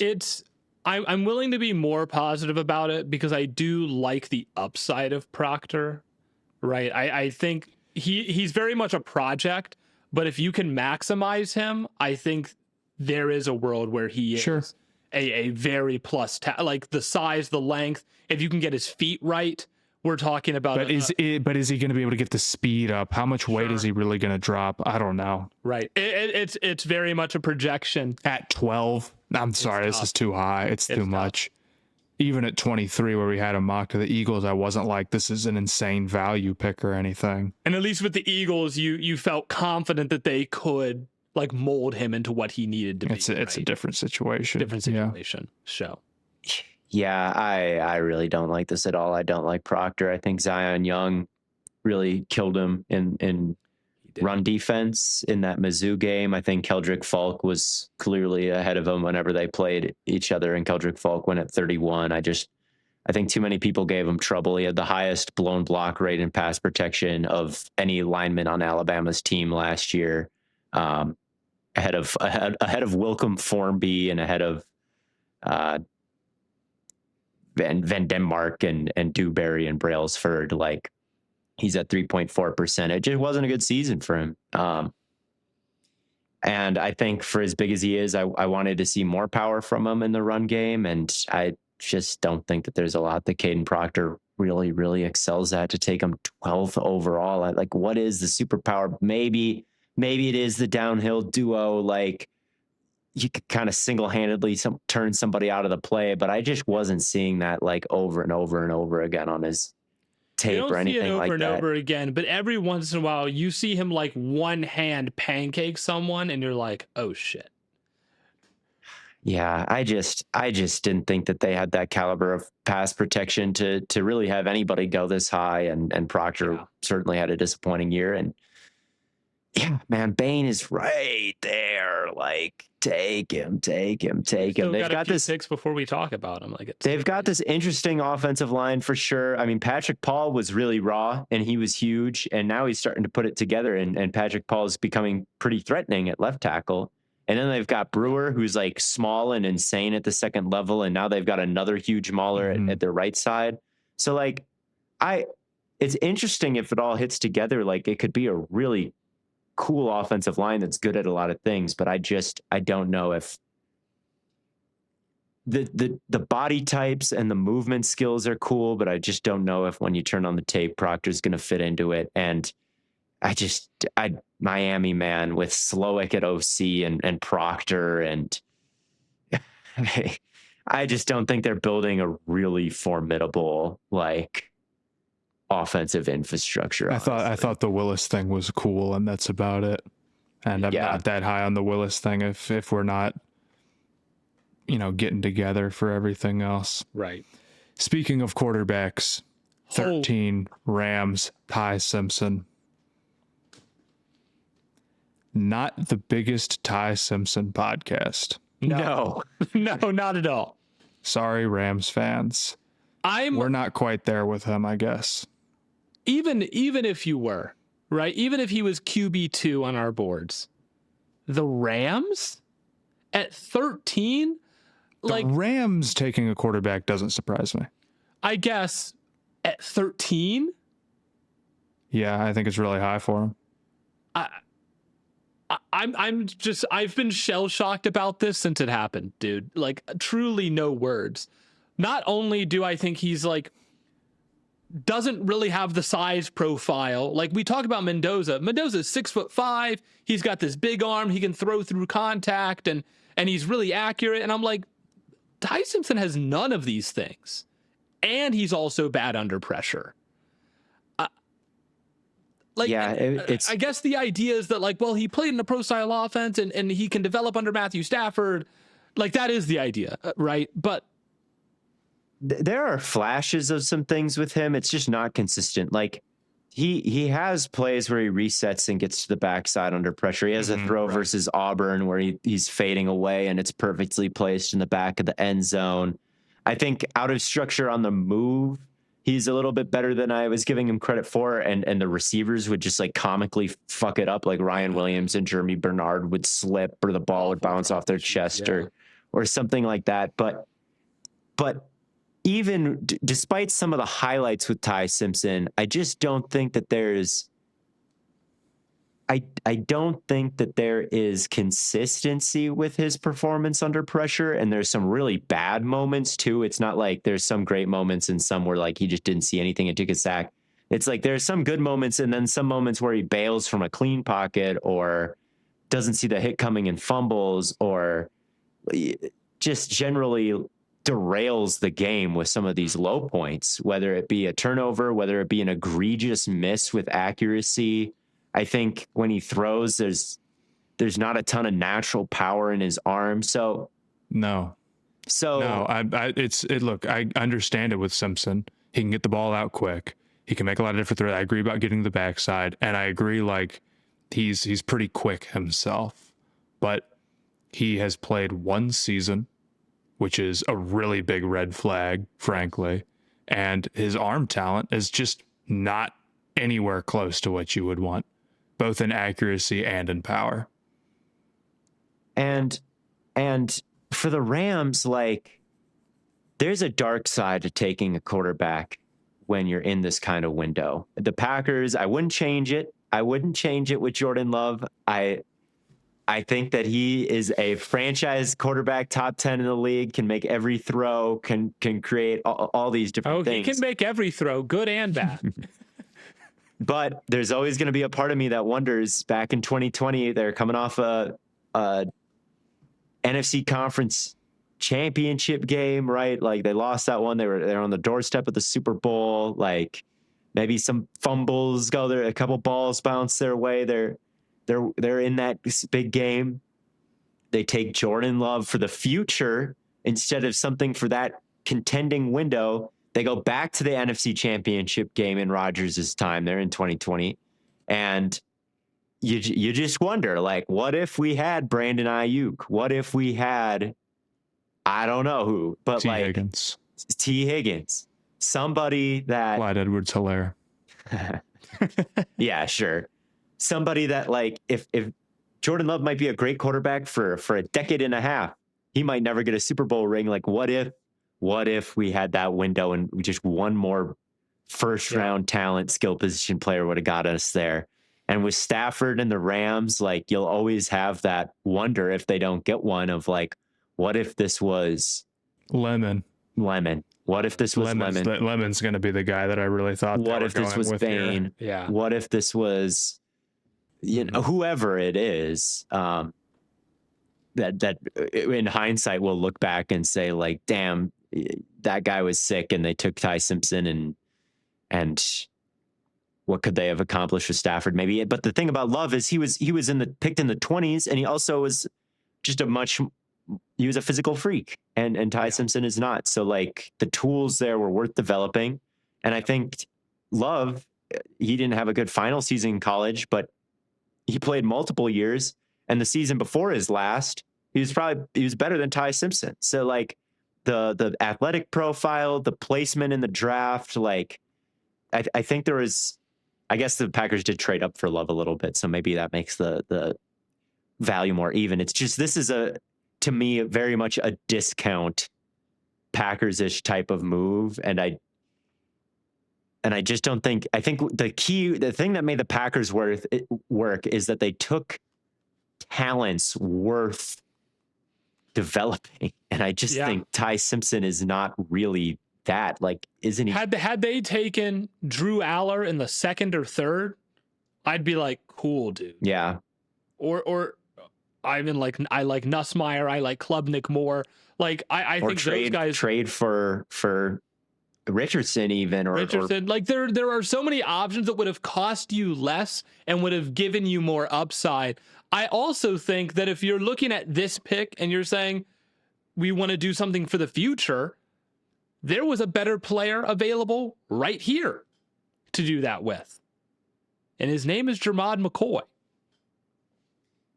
Sure. Yeah. They're not, I mean, but I'm just saying, like, if they're trying to do, if they're, like, I think that's kind of beyond the scope of what the issue with Ty Simpson is that, well, maybe they could have taken Jermon McCoy. He didn't even go in the first round. He did. He's got horrifying injury issues. He didn't. That's why it's future planning. That's why it's future planning. Sure. Yeah. But couldn't you say that about, like, literally any player? Nah. But yeah, if you're not getting somebody through all this through this 2025 season, like, if you have, they didn't draft Ty Simpson because he won't start next year. Yeah. Did you see McVay's reaction to this pick? No. He was not very excited about it in his press conference. Frankly, I was kind of making videos going through the thing, so I wasn't watching the war rooms. He wasn't excited about it. No.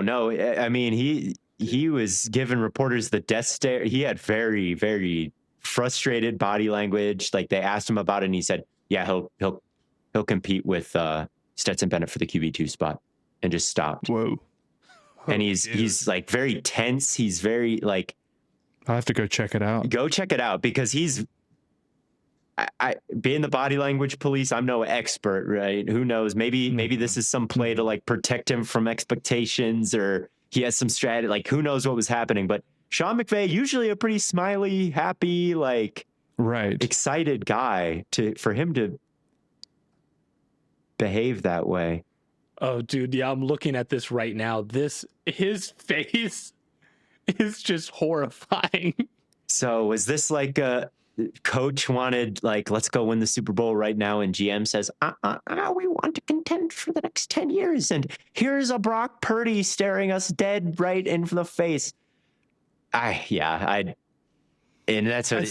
he landed in a really good spot. He did. If there's somewhere where he's going to be able to develop, it'll be there. And I wouldn't be surprised if, when the first time you see him, like, the results are pretty decent. Yeah, that's the only reason I didn't give it an F. Is I'm like, at least it's a good situation for Simpson. But he just hasn't played much, and like he's had single digit games that are good, and he's not tradesy enough for me to want to bet on that, and the arm really does worry me. I understand when it comes to like when he's operating the offense well, and there's games where he does that. I get that, but this is at 13, just too rich for me, even for a quarterback. I like the idea of trying to get somebody behind Stafford, though, and being, proactive about that if the guy is there, but this isn't the guy. Maybe in my opinion, that I would have taken this high. I mean, in 20, like Drew Aller, for all the hate that he gets, like his best seasons were more efficient than what Ty Simpson put forward last year. And for as inaccurate as he is, Aller was at like 86% catchable ball rate according to Sports Info Solutions, and Ty Simpson was at like 88.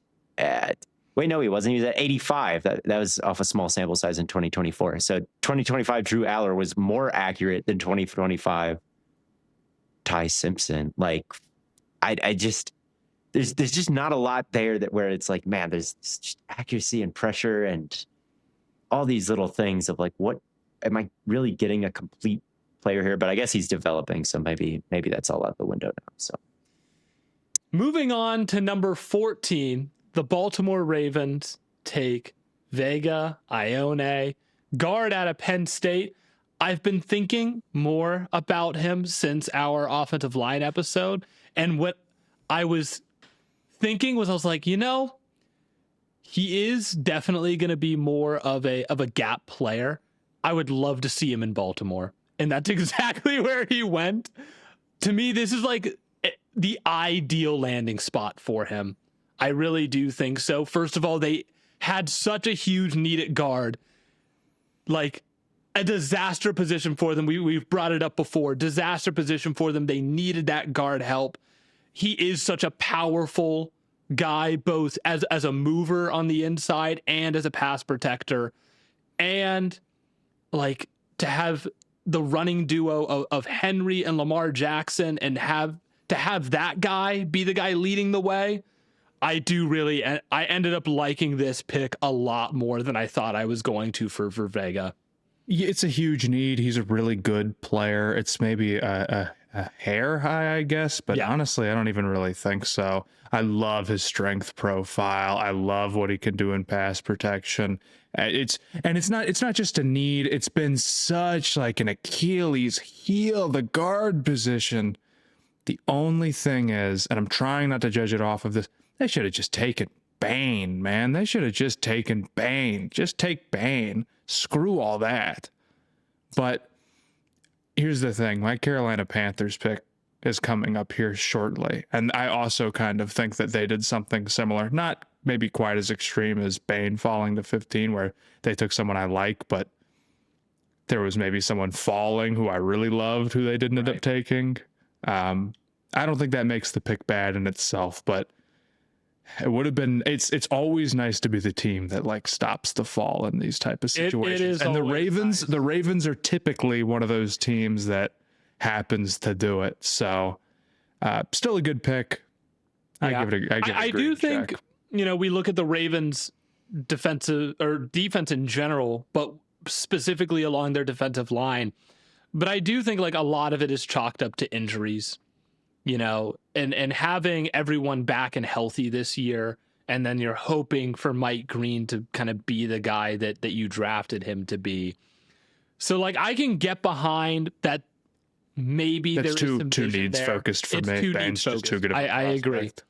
I agree. But I can understand the vision of like, is there a bigger need for Baltimore right now than guard?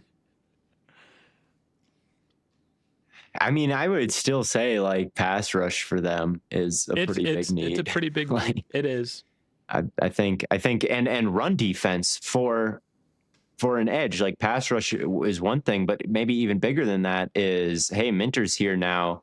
Trey Hendrickson is not really that positive of an edge setter. We need some two gappers. We need somebody who can really hold up at the point of attack that you can't just run at. and they turned it down. They turned it down for a guard when, like, yeah, they do need a guard. Like Simpson and Voorhees is not exactly the scariest guard duo in the world, but I cannot endorse this over Bane. I just think that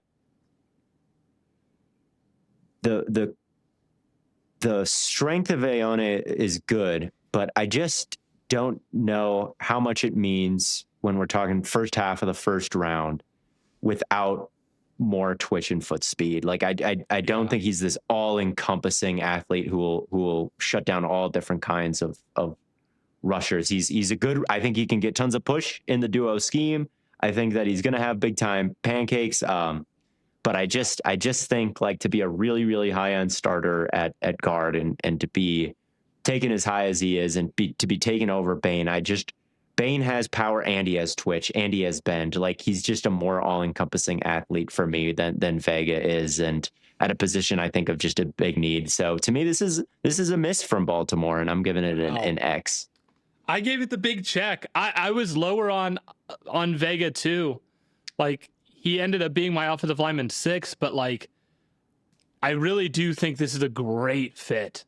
Like, just an outstanding fit. If he's your offensive lineman 6, you either got to be really high in this offensive line class as a whole. He's my offensive lineman 2. What happened? But you can fit your offense to the player. You know what I mean? Like, oh, he's such a great fit if you run a certain thing. But what if you run something else? Like, Derrick Henry can. To me, he's a wide zone guy. He can put his foot in the ground and gash whatever. You know what I mean? Like, he can run all kinds of schemes, I think, as long as you give him a crease. Lamar Jackson, he passed the football with him. Like, how good of a pass protector are you? Like, the scheme stuff, I understand. Like, yeah, it's Baltimore. They want to be big. They want to run the football, and this is a big guy and helps you run the football. So I understand that, but like, Monroe Freeling's a big guy too, and if you had him, or you didn't have Monroe Freeling, right? But whatever player you're not sure you had, like I don't know, but I guess we're talking guard here, not tackle, because they got tackles. I get it. My thing is like, and Matt, to your point of like, do I just have like such a high grade on all the offensive linemen in this class? It's more like Fano and Lou are like my guys, and then they could have taken Lou. They could have taken Lou, and I love Connor Lou, but also I understand where Connor Lou is on the consensus board, and I understand you can get. Yeah, we can't. You got to give some grace for teams not to like literally draft your exactly board, what I would do, right? Especially with like what the hit that's like I'm giving everyone grace for McCoy. It's quite bad outside of the top 10. But if you think there's powerful guys in the later rounds, you should say like they could have waited to address this need and gotten the higher end guy now. It just depends on your perspective on the Bane stuff. Ultimately, like, I think they got a good player. I really do. I'm higher on him than you two. But like, Bane is just a complete another level. But they're making the same mistake that I think at least the last like 4 teams, I guess, not counting the Cowboys. So like 4 out of the last 5 teams have made. And Blaiden, they could have taken Lemon here. They could have taken freaking Lemon. They could have taken Lemon. Zay Flowers is their best receiver. Yeah. And then it's Rashad Bateman and Devontae Walker, who have yet to make a splash in this league. They could have taken Lemon. They could have taken Lemon and Bane are like top 5. My head canon, they are, and like my head canon, and maybe it's wrong. My head canon for why they didn't take Lemon is because they probably thought he was too close to Zay. But like, and that's dumb because he's so much better. But you love Lemon.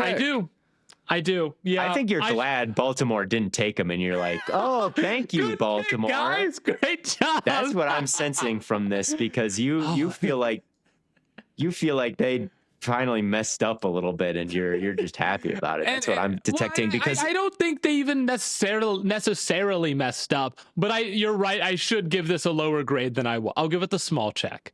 This is a big fat X for me. You got to take Lemon. I'll go little X. You got to go Bane. Sorry, I hate to do it to literally everybody, but we've gotten into territory. I mean, it's true. Like, it's just true. It's true. It's ridiculous. And Lemon honestly is pushing it for some of. I can't wait till we get. I can't wait till we get to the best pick in the draft, dude. I'm gonna jump for joy. It's. I mean, next is Bane. Next is Bane. Check. All right, this is the best, dude. Holy shit! This is the best pick of the draft. This is exactly what I'm talking about. Sit and make your picks. Imagine being a GM and having this, like, if we're the GM of the team, and I'm director of scout. Matt's GM and Blaiden's head coach, and I'm director of scouting, and we're just sitting there thinking we have absolutely no chance to select Bane, having absolutely no interest in trading up, and then like all of a sudden he's there. You've got to be like popping bottles, bro. Like, that is so sick. That I would sleep so well. Like, we got teams taking Malachi Lawrence a couple picks later, bro. Like, I'm sorry to spoil that, but like, Bane is. I mean, we watched David Bailey go number 2. When was David Bailey better than Ruben Bane? Like, never. Since high school. When did that happen? I just don't know. And yet here you are with David Bain Ruben Bane at number 15, and yeah, you just got to feel like $1 million when something like that happens to you. This combination of power and bend and speed is crazy. Great at setting the edge. I think he'll overcome his short arms. He's got great torque, can really use his power. Super productive, big time player. You know, the guy you're watching when Miami's defense is out in spite of a lot of really good players. Led a championship defense. Like, yeah, you can see it from the broadcast. Yeah. And this is another year where the Buccaneers kind of just say, like, we'll go BPA and we'll sort of sit at our pick in the teens and connect on another one. Last year, though, it was a little bit braver in the sense people have now revisionist history that, no, actually, we all knew that they really needed a receiver. But at the time, it was wrong because they didn't need a receiver. But they sat and they took someone who fell a little bit, and it was like, nice. Yeah. This year, I mean, they do it to an even greater extent. And I just think moves like this are why they stay relevant. And this is the type of thing that really is going to like change what I'm thinking about them going into next season. And that's very frustrating because it was looking like my Panthers were taking a step up and the Buccaneers were kind of stagnant. I'm like, yeah, this is between us. Is Messidor's turning the tide, and then it's the big daddy. It's war daddy. That's fun. Instead of his little sucks. It's Bowser instead of Bowser Jr. Yeah. At least the Falcons didn't get anybody. This is true. Tyson and Bane, that's tough. It does. That is. I mean, that's about as bad as it gets. Honestly, like, I'm mad about Miller and Banks, and it's not nearly as bad as Bane and we'll get into that. 16. Jets take Kenyon Sadiq. Do you know how many Oregon fans I have in my Twitter replies right now being like, I thought you had a 3rd round grade on him. Huh? What happened? And I'm like, I can't control where he gets drafted, guys. Come on. It is tough because I understand that at the end of the day, the high end outcome of Sadiq with his hands and, I mean, some of the highlight bounce off tacklers that he has, it makes him very, very dangerous, right? He's another guy that's great at tracking the ball into his hands. But I think his blocking is massively overrated. And I have a hard time drafting a tight end to be like this massive receiving upside when you're not productive in college. Yeah, I think there's a lot of really big negatives about Sadiq. First off, drafting tight end in the first round is tough already. The hit rate is bad for what it's worth historically. Yeah. This is somebody who is not particularly productive. Now I can look past that because multiple tight ends there and it can make it a little noisy or whatever. Yep. But I'm already having to look past something like pretty concerning because there's a pretty tight connection between being productive in college and being productive in the NFL when it comes to tight ends. But even ignoring all of that crap, like the stats or whatever, who cares, right? My concern with him is that at 241, he really is not that agile. And that means that he's someone where I'm concerned that he's not really going to be an inline blocker, which he wasn't at Oregon that much, 27.3% of snaps. And on top of that, like, I don't think he's going to be a next level separator in terms of like really going and and beating linebackers one-on-one on these breaking routes. Now, I agree that his high-end traits are still really good. He didn't get drafted high for nothing.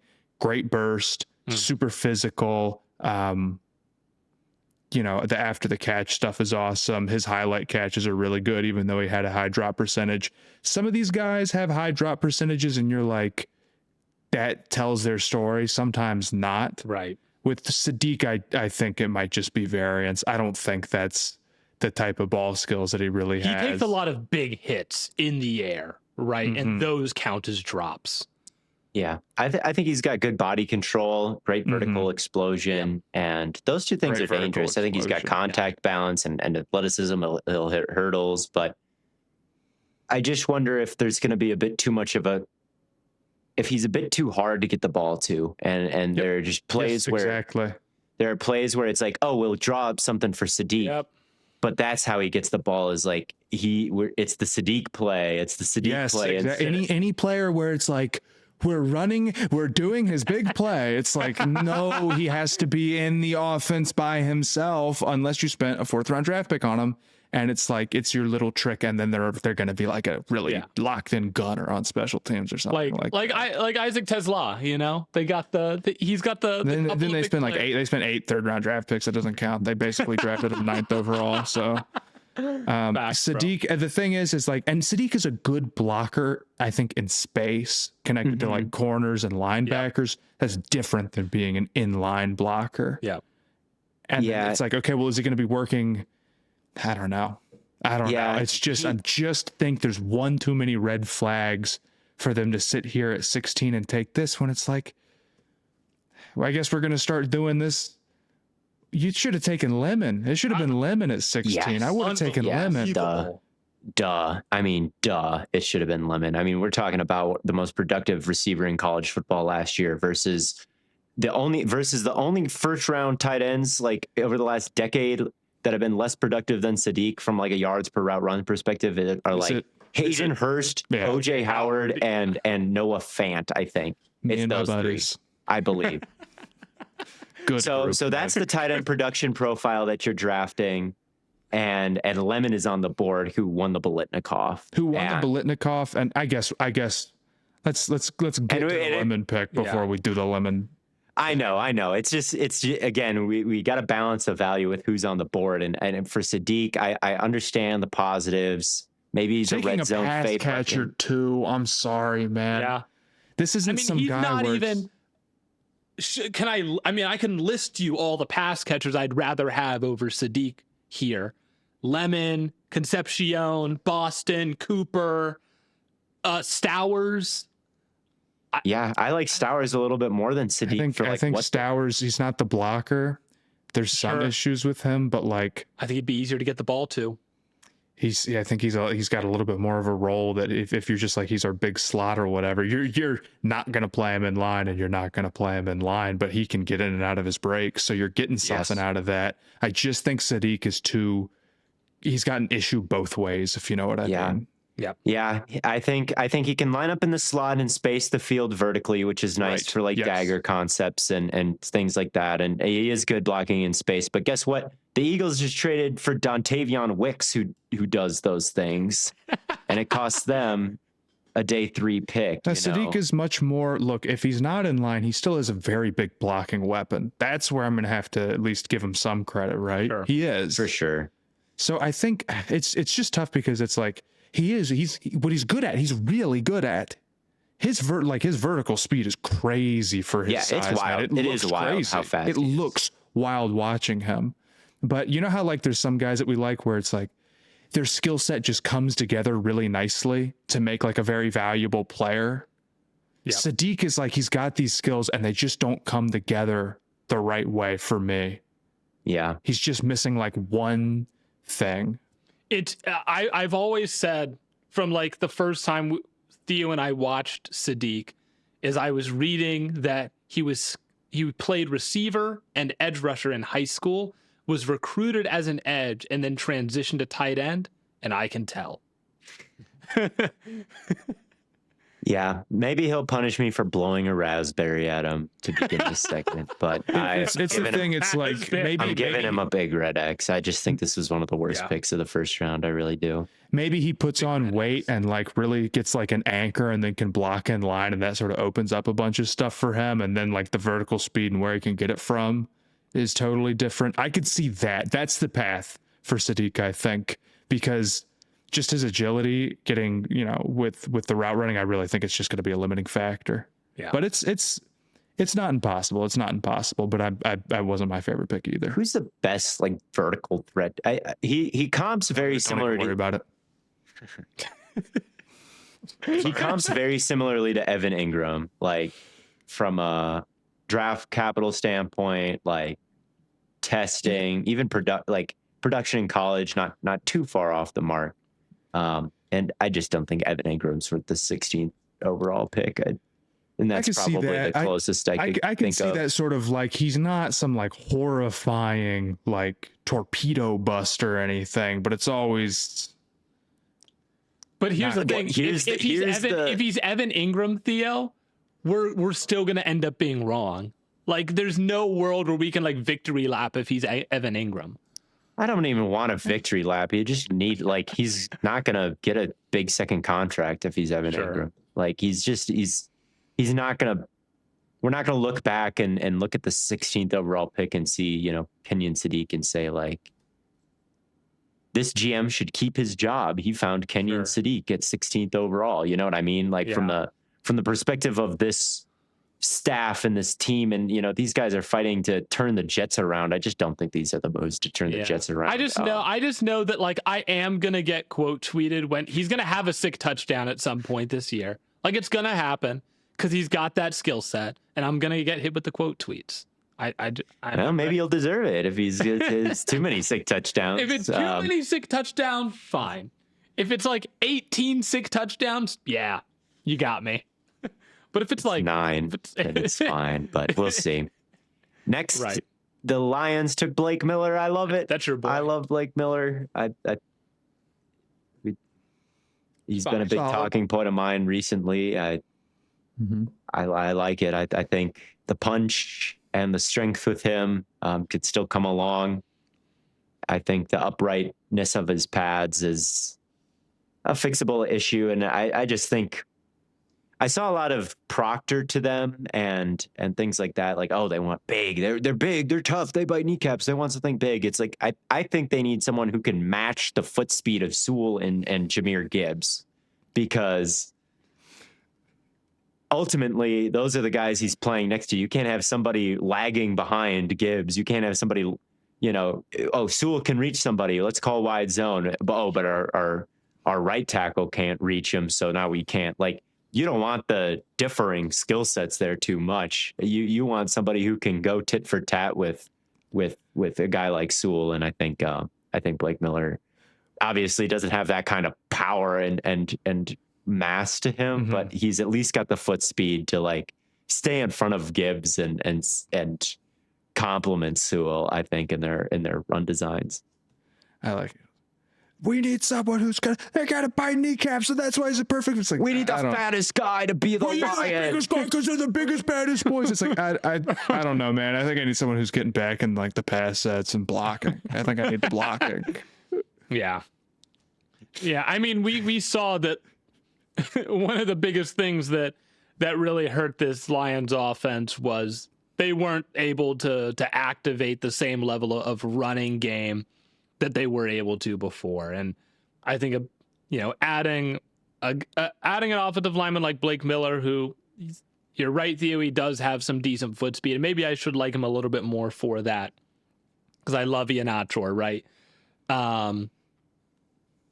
But I also do kind of wish they had a little more power here, because I think having that would be nice for this type of an offense. But no, I also see what you're getting at, though. Like solid pick. It's a solid pick. And I could see it either tackle. You don't want to play need, but I honestly think outside of Lemon, who would have been probably a little tough for the Lions to go receiver. Although, I mean, if they had done it, I wouldn't have been like that negative about it. But I understand a little bit more here, I think, than like going a pass catcher who I think is a serious tier down. Yeah, I think we're sort of in the range where there's a lot of different options I can get behind outside of the limit of it all. We're in that range. Sure. So a lot of these tackles I would have been okay with. Miller's one of them. Got to add the play strength, I agree, but he's a good mover. He's played a lot and he's still pretty young. Yeah, and I think the run blocking, that's where the power shows up more, and I think he can lunge a little bit there and get on the ground. Like the run blocking, I don't know if it'll change your life. I just think he can hang with Sewell and Gibbs. Sure. But where you really need him is the pass protection, because Goff is the worst quarterback when it comes to dealing with pressure. He has such major discrepancies when he's kept clean versus when he's dirty. And if you don't have a franchise left tackle and they've got like a pure, shot in the dark projected to start there right now, they need someone with the pass protecting talent of Miller more than anything. Otherwise, none of this offense will work, because the king on the chessboard gets knocked down if without a blindside pass protector. So I don't think the Lions had that much of a choice other than to take an offensive tackle here, and I like Miller. Yeah. So green check. Yeah, I give it a small green check, but green check nonetheless. Going to pick 18, the Minnesota Vikings take Caleb Banks. Don't love this one. Don't love this one for two reasons. First of all, if we're just looking at the position that they did take, interior defensive line, I think there's a pretty decent gap between who they did pick and who they could have picked, which is Caden McDonald out of Ohio State, right? Theo, I know you're a big Banks fan. I think McDonald is a pretty decent head above him. And also, I would have preferred secondary, right? Thieneman's right here. I also think this would be a decent spot to start thinking about McCoy. And if you didn't want to take him because of the injuries, I think Chris Johnson would be a good pick as well, right? So those are kind of the things that I would have done here over Banks. It's not the worst pick in the world, but I'm not a big fan of this. It's probably going to get a small X from me. Yeah, I mean, for me, it's the medicals that just make this untenable. I mean, yep. Yes. Like week one preview. Caleb Banks will break his foot. I mean, I feel bad for him. Like it would suck, dude, but he's massive and he's like has consistent stress fractures in his foot.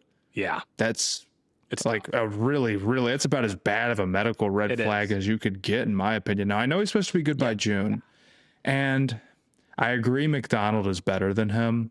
Banks is a pretty interesting, unique player. He is. And for that reason, there is a little bit of a cool factor here. I'll give Theo a crumb here on this one. I guess he's ginormous and his get off is great, and he has like the most powerful hands in the whole draft, and he like throws dudes with one arm or whatever and gets into the backfield, and it's awesome. But I think the injury stuff is bad, and I do think there's some limitations because he's so tall and his pad level is so high. Like he's not someone who's gonna really hold the point like that in the same way that, like a Christian Miller could or something. Sure. Right. Now that's not what the Vikings are going for. The Vikings obviously have something what they want specifically. So I don't think that's fair to judge. And there is a world where like he stays healthy, and in the Flores defense, they just got this really, really cool player. Yes. I won't deny that. But 18 is like beyond what I thought the top end of his range was. And I don't know, man. I almost think I would rather have McCoy out for a year and his injury stuff than like a guy where it just seems so likely that he re-injures it.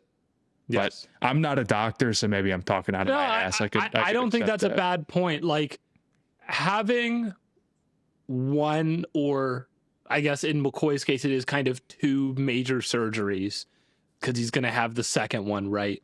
But having that without any like other significant injury history, I feel like is better than consistently having multiple nagging injuries, even if it's something small like a hamstring. If you miss 6 to 10 games a year with a hamstring issue, or you only play 60% of the snaps a year with a hamstring issue, like that is an issue. That is a problem that, like, I think McCoy, as long as he doesn't tear his ACL again, like if he does that again, then we have a concern. But as long as already have a concern. The thing with McCoy is he's gonna like probably miss all of next year, and Banks is slated to be good to go in June, right, or whatever. He sent everybody a very nice letter. Mm-hmm. He sent everybody a very nice letter, and it's a big swing. It's a very big swing at the upside. It's boom or bust.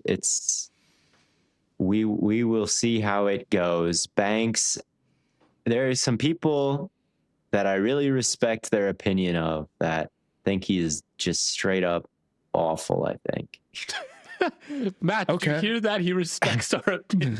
Now you got like, yeah, I know. We don't even think he's awful. I don't think and I can sort of understand when you look at like the missed tackle rate and like the foot, right, and like him taking on contact and like all these traditional defensive tackle things that he might have to do.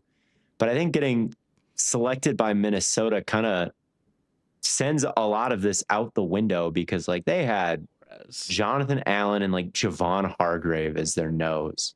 And like Javon Hargrave cannot set the point of it. Like he is not a nose tackle. But when you're constantly stunting and folding over each other and being asked to kind of slip blocks instead of, just control them, then all of a sudden I think it's a very different ball game for Banks. And then like really that first step and the power in his hands when he does connect, and just like the pure length and havoc that he's able to create. I'm intrigued that Flores sees that and thinks I can maximize that, because I think for Banks, like at his peak, he looked the best out of all these defensive tackles. Like I think Woods got tied up a little bit too easily. Sure. I thought McDonald just didn't have very many moves to him and struggled to win an edge on these offensive linemen. Like I think Banks, just to get to the edge, he can just throw you. He'll just kind of slap you out of the way and keep on rumbling. And the destruction in his wake on a lot of these plays just intrigued me a lot more than the other defensive tackles. Technique be damned. And so I'm giving this a check. I think he landed in a spot where he can create a lot of disruption, and where it feels like someone kind of understands what they're getting and kind of how what he can and can't do, instead of like, oh, you're going to be Jordan Davis and just eat double teams all day. Like, no, that's not Caleb Banks. He's take a step, get through a gap, and just pop out on the other side, hands in the air all crazy, block the pass, get the sack, just create the pressure, flush the quarterback. Pick up the football off the ground, stiff arm 8 guys. Yeah. Spin around somebody, like do all sorts of Jamal Crawford shit at 6'6", 327, 35-inch arms, 11-inch hands, 85-inch wingspan, like with those movement skills. I'm very interested, because I could see him being a big time. He's boom or bust. And a lot of times when I think someone's boom or bust, they do end up busting, but I just can't ignore the boom. I'm giving this a check. All right. Matt Monroe. Yeah. The Panthers. I had a list of players where I'm like, I'm cool if this is what the Panthers end up doing at 19 before the draft started. Freeling was on that. Crazy frame, crazy fluid athlete. I want to see him put on more weight. I think his strike isn't always great. I think he can stop his feet when he's run blocking. But in spite of all of that, he was super productive last year, only allowed 5 pressures. Offensive tackle, very traitsy position, only so many guys you can find. And I just don't think he's like so horribly far off as a pass protector that it really makes me super nervous. It's not one of these dudes where it's like, well, we're just entirely banking on like him, like he's this great run blocker, but his pass blocking is so bad and he was unproductive in college and we got to like fix that. Freeling, there's technique issues, but I don't feel the same way. But They should have taken Lemon, for the record. They absolutely should have just taken Mekhi Lemon. They needed a receiver, and it's totally a mistake that they didn't. So you can view that however you want. I also would have taken Thieneman over Freeling as well. That one is not as bad for sure. Like Thieneman was more like my guy in the top of this tier, whereas Mekhi Lemon was my wide receiver 1. Yeah. If the Browns had taken him at 6, I would have defended that selection. And yeah, man, I really do get it. They weren't even like necessarily doomed at tackle this year even. They got Walker, you know? And there's Panthers fans who are against this because they're like, well, we already got Walker. They already sort of like mentally checked tackle off. I don't think it's a bad pick because they already have a tackle. In the long run, like, Walker is not affecting whether this was a good or bad move. He's not. Right. At all. I think Walker was seen as such a steal by the fan base that like you want to do something with it. Like, we got a starting caliber tackle for $4 million a year. Like, what a deal. We got left tackle for nothing. It's like, well, you got backup left tackle because you guys want to run the football. Y'all want to run duo and build those doubles with Damian Lewis and run Chuba Hubbard between them 100,000 times, and that ain't Walker's game necessarily. He's like a solid pass protector with some speed to power struggles, I think. But he's a tackle that likes strength. Maybe there's your Blake Miller, like worst case scenario, maybe is someone like Rasheed Walker who just doesn't quite have the strength to be impactful, even though he's got good movement skills. But anyway, he's crazy. I mean, he's been getting better and better. He's still definitely someone who gets beat and put in compromising positions too often on tape, but like he can slam the door shut because he looks like Calvin Johnson playing tackle to me. So I still don't know if I like that. I still don't know if that sits right with me. And maybe that is just an aesthetics thing, but I feel like tackles should move like tackles. And a tackle prospect that didn't sit right with me.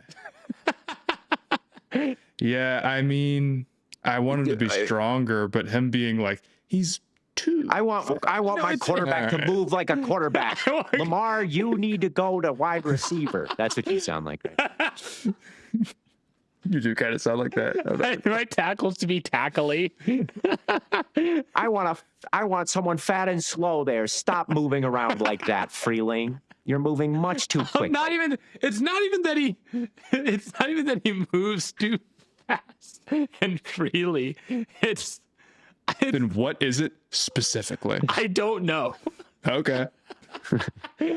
I can't describe it, but every time I watch him, I just want to throw up a little bit. Okay. We'll call up Dan Morgan and let him know.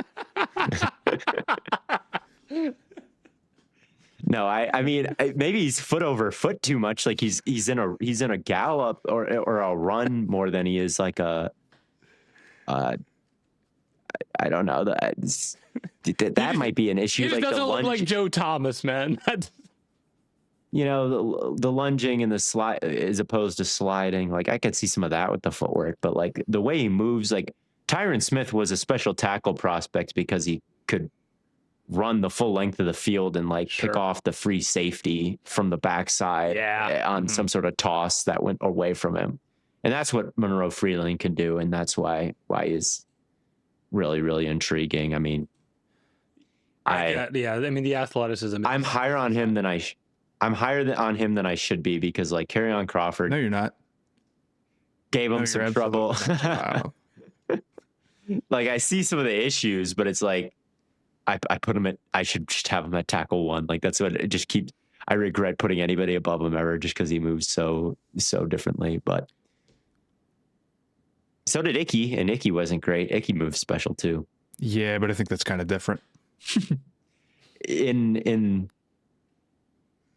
the sense, I don't think Icky in college was as productive of a pass protector at all. Yeah, he was more of like a run game mauler.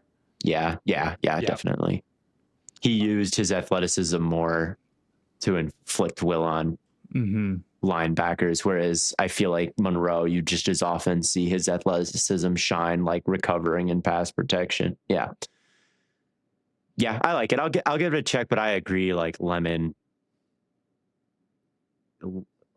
good, but I got a similar grade on Lemon and Monroe Freeling, so I'm giving this.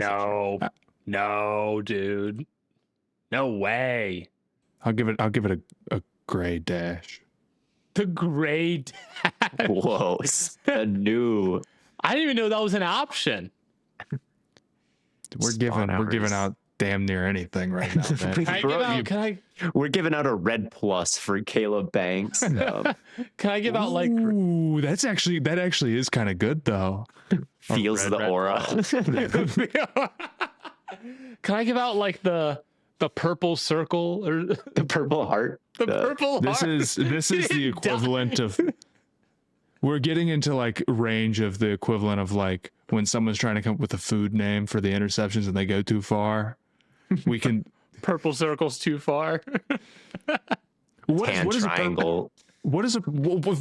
tan triangle represent? You can't really say anything. It's just like, what if we got a more like out there, like gray dash? I feel like you close your eyes, you could see gray dash. You could see its neutrality. You take notes, kids. This is a master. This is a master explaining the tricks of the trade here. Well, you know exactly what that means. You know what green check means good, red X bad, red plus sort of an interesting, sort of a risky good. Okay. Yeah. Yep.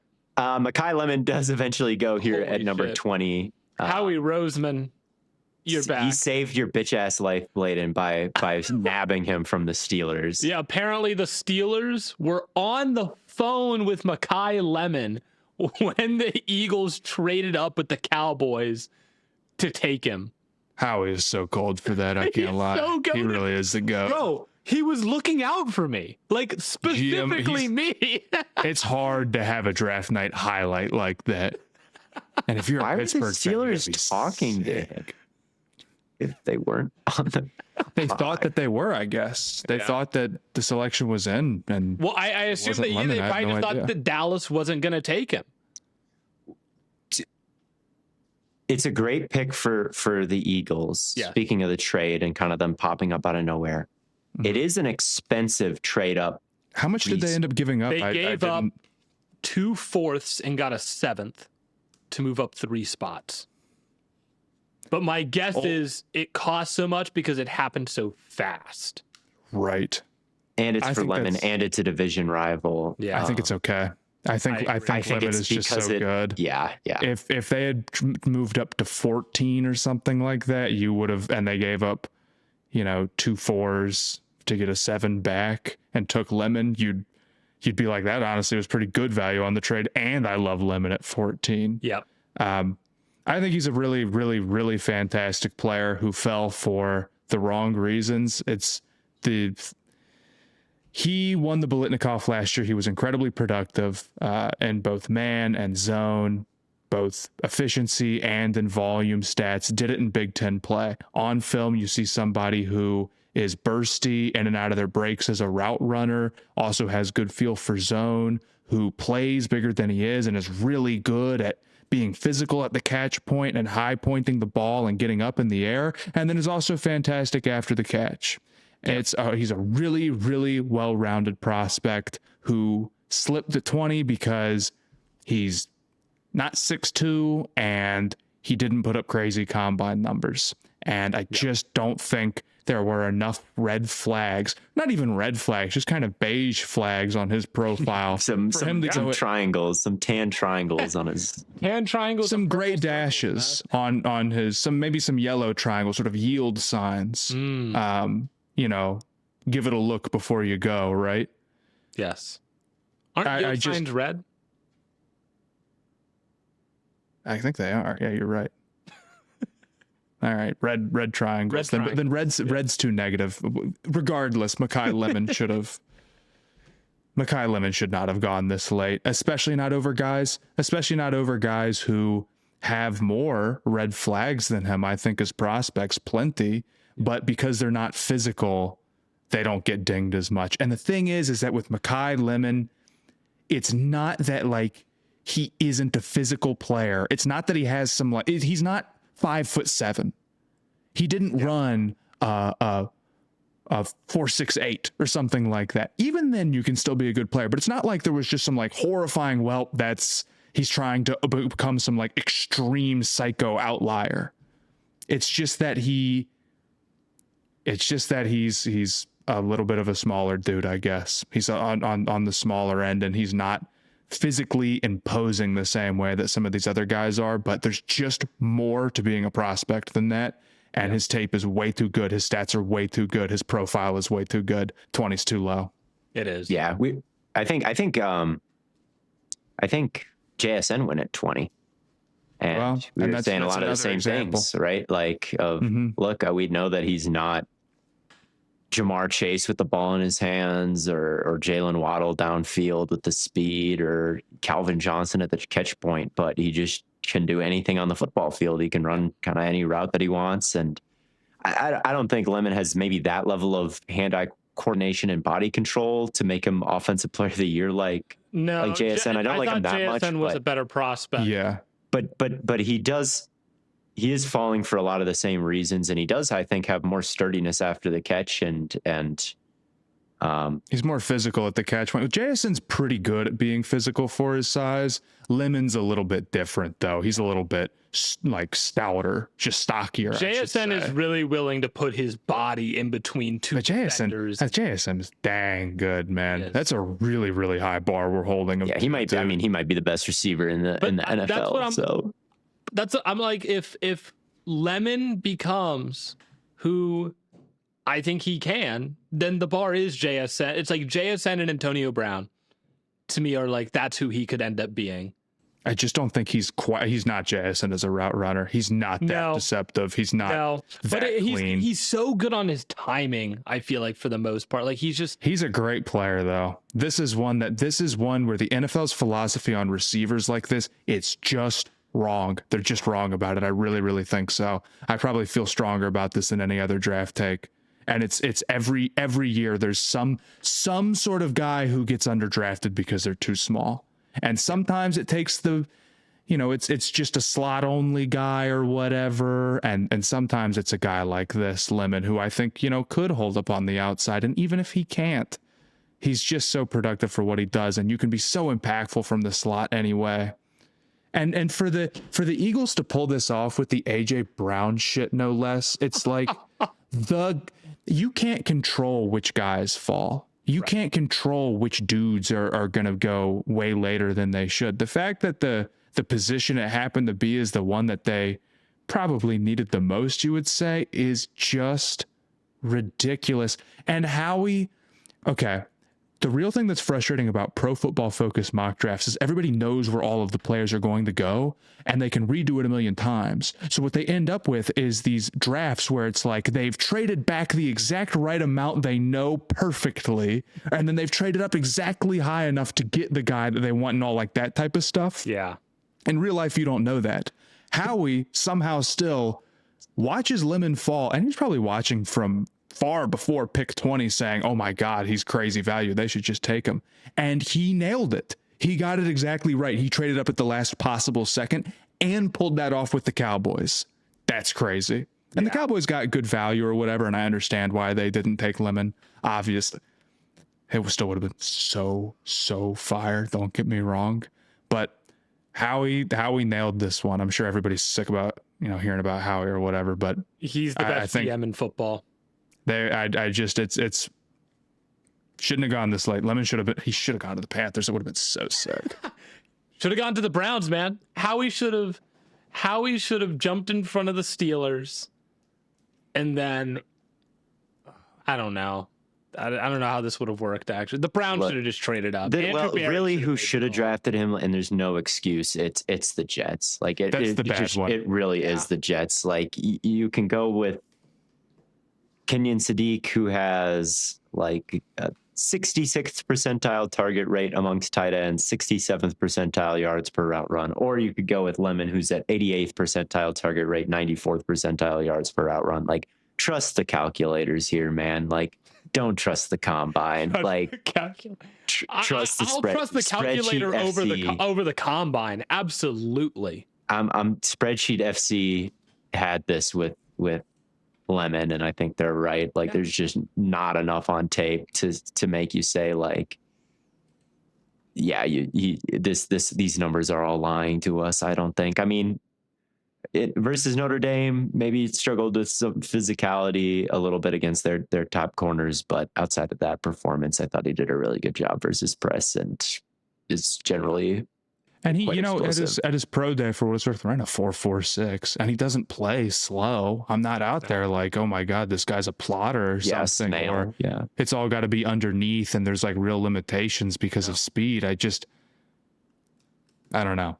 I can't believe he fell this far. Like, I knew that people were low on him, and in conversations that you have with other like NFL analysts, other NFL people, a lot of them view him as a slot only guy, right? Which I find just completely unbelievable because his release is so good. I'm like, this is a guy who can absolutely survive on the outside. So now the Eagles are sitting here, and there might be a real chance that they kind of nail the whole A.J. Brown thing. Bring him in, you win the Super Bowl, and then you trade him before he turns 30. And I mean, they're probably going to get a first round pick back for him. They're probably going to make assets on it, if anything. Sure. And if in the long run, there's a decent chance. I mean, who knows how he ages, right? He's a pretty spectacular player, but that once you get over 30, there's real risk as a receiver. There's a real chance that the Patriots get an impactful player, but in the long run, like, there's bad contract years or the fall off happens. Mm-hmm. And the Eagles they're not going to have a gap where it's like their weapons are in trouble. That's pretty good. Best GM in the world. It's unbelievable. Yeah. Has he ever missed? Oh yeah, he's missed plenty of times. Famously, right? No, never missed. Yeah, Rager. The Jahan Dotson trade was kind of wild. They gave up like a 3 for that. They gave up like a 3 for a very mid wide receiver 3. But Howie Roseman's highlights. He does have crazy highlights. Special. Howie is just, I really think that, I think about Bill Belichick being a great coach and at times a great GM because he was flexible and knew how to get the best out of dudes and what roles fit them well. I think Howie Roseman is also flexible, and that allows him to be the guy who's stopping runs like this. Yeah. And I think a lot of teams get a little bit too locked into the type of guy that they want, or or especially like team need. I mean, who even cares? You know how I feel about that. But I think the more flexible you are, the more guys you can have on your board, the more you're willing to do, the more chances you give yourself to say, well, we don't feel like we have to take tackle right now. We'll go Lemon. And on some level, it's like building up the roster over a long time, and just having a really good team makes that easier. But still. Yeah. So the Steelers lose out on the best receiver in this draft. Thank God. But I do end up liking what they did at 21, taking Maxi and Achor.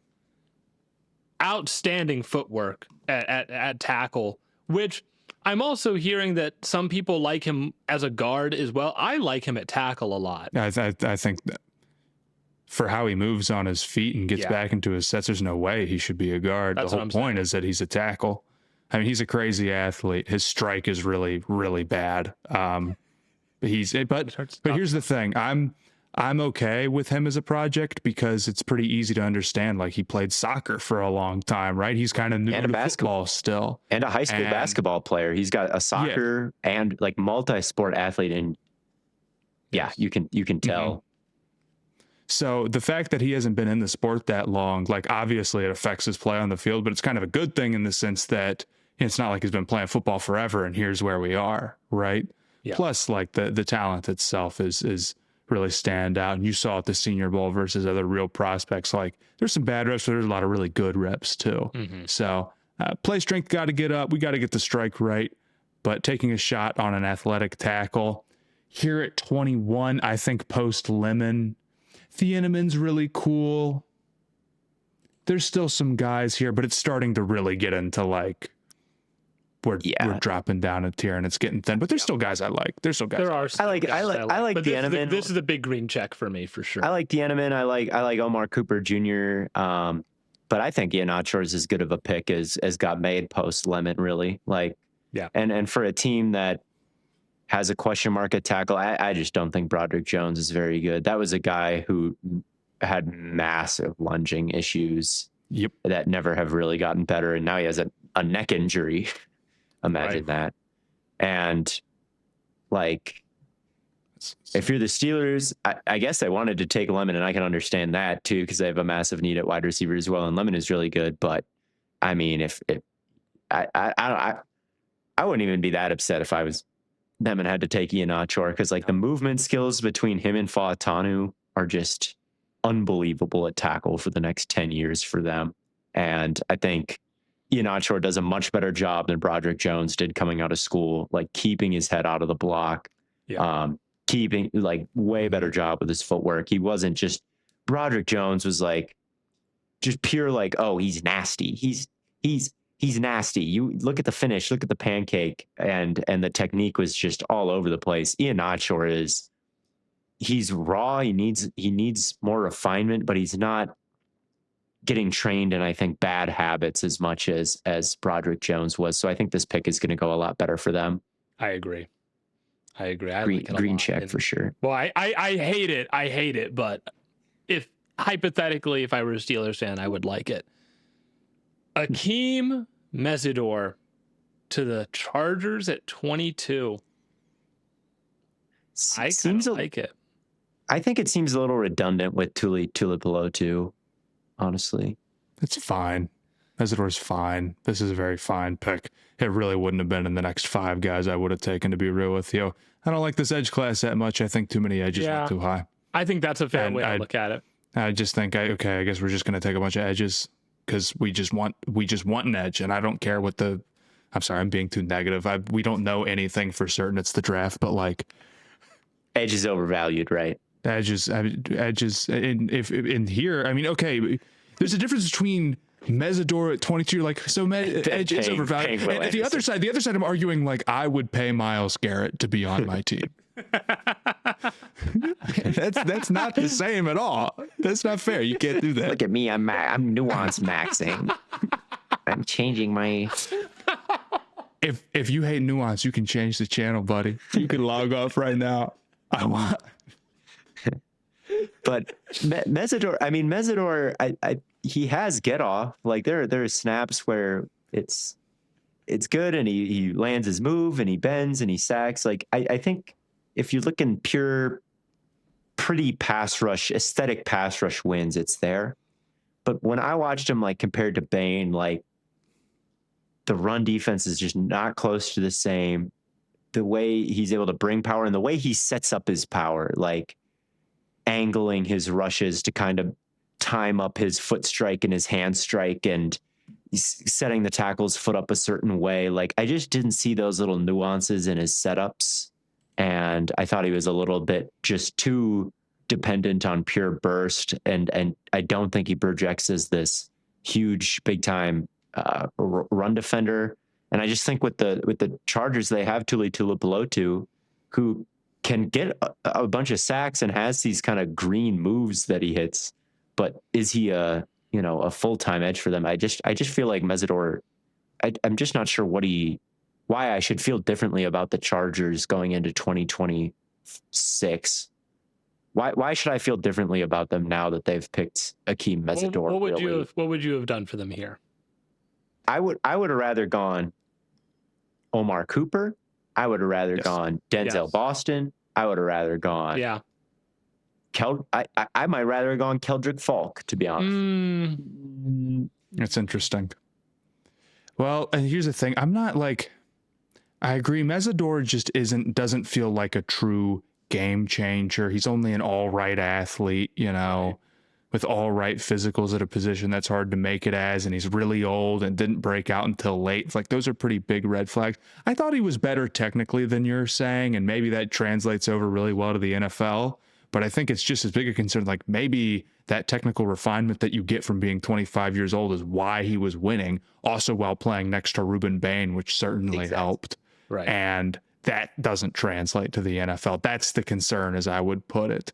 So I'm not super crazy high on him. I think a lot of the edge hype outside of, I'll throw Bain in and say the top 3 is pretty unwarranted, honestly. Yeah, I don't think any of these guys are worthy of a first round draft pick outside of those dudes at all. Yeah, I just don't know what real top edges in football like have the power profile that he does. Like he just doesn't strike me as a 1A guy. And I feel like if you're taking somebody in the first round, you want at least, I mean, at 22, you want them to feel like they can at least be kind of like a low end number 1 for you and like the best guy on your team in a certain unit, whether it be receiver or anywhere, offensive line, defensive line. And I just think you're not drafting, a second guy in the unit. You're not drafting a backup. Well, unless you're the Rams, of course.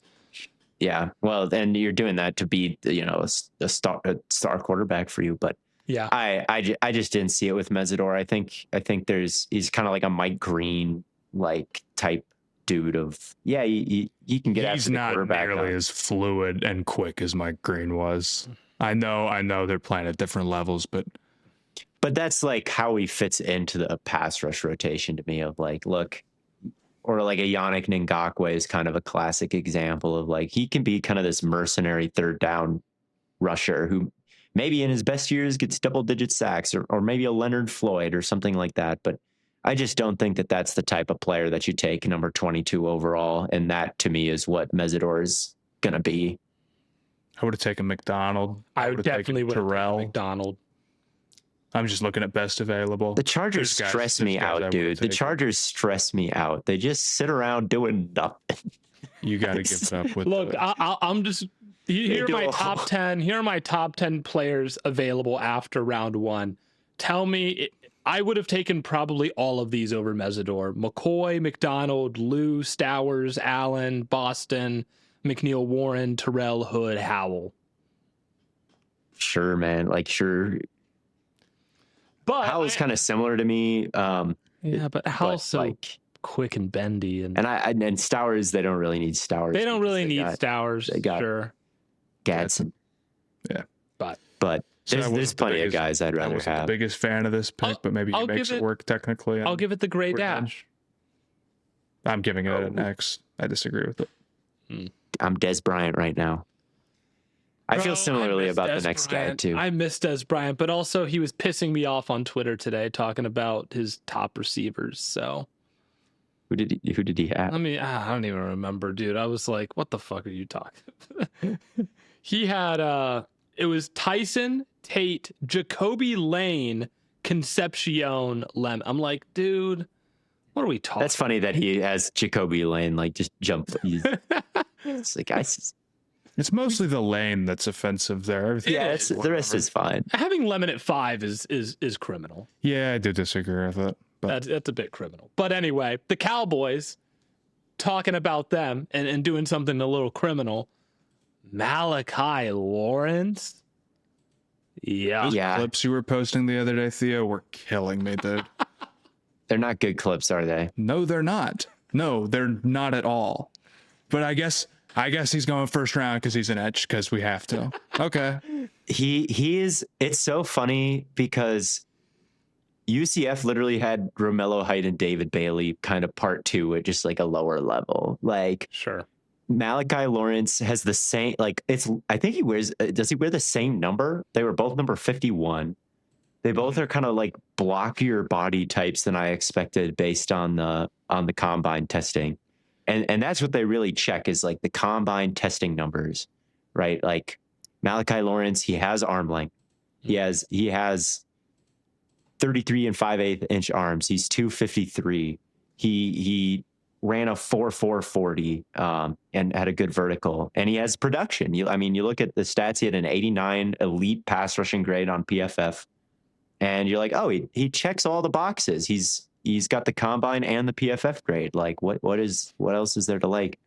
And yes, there are some big wins on tape with him where he just accelerates and the tackle doesn't get back in time and he just blows right by him and he gets a strip sack and people are like, there you go, that's what you're looking for. Those are the high end pass rushing tools. But what about the margins? Like what about how he looks surfing an option play or chasing down a screen when he has to change direction or taking on contact and maintaining his base and being able to shed the contact? Like for me, Malachi Lawrence fails all those little things miserably, and his bend around the edge, like, yeah, you can beat you to your second or third step, and if you're a bad tackle, you're cooked. But if you're a good tackle, he can't bend he can't bend around you. He's stiff. So Theo, did you post those clips on Twitter? Yeah, I did a whole big thread, and then I got in an argument with Peter Bukowski about it because he's an elite athlete. Like, look at the combine, and then he was like talking to me about like, oh, it's just hard to evaluate these college edges because there's so few straight dropbacks. Like, well, guess what, buddy? If you have a good edge rusher, they won't be calling straight dropbacks, and we'll have to evaluate something else. Like, you can't just look at the third down and long tape against Big 12 edges and say this is DeMarcus Ware or whoever you want to say. Like I just did not see a well-rounded player. I saw a designated pass rusher where I don't even remember what it was, and I just remember I screenshot. I'm like, this is the only time he touched a human being on it's an option play, and it's like he's containing, and people had that critique about that clip of like he's doing his assignment. It's like, well, he could have hit that guy. He could have gone, and he's just kind of watching it all happen and watching it go by him. And I just think it looks like he's outside of like outside of when he can just pin his ears back, I just don't think he adds a lot of value to you in all aspects of playing football. I think he's kind of a one-trick pony. I just did not see the vision with him, despite the stats and despite the combine numbers. I like Crawford more from Auburn. I like both Auburn guys more. Crawford, whatever on.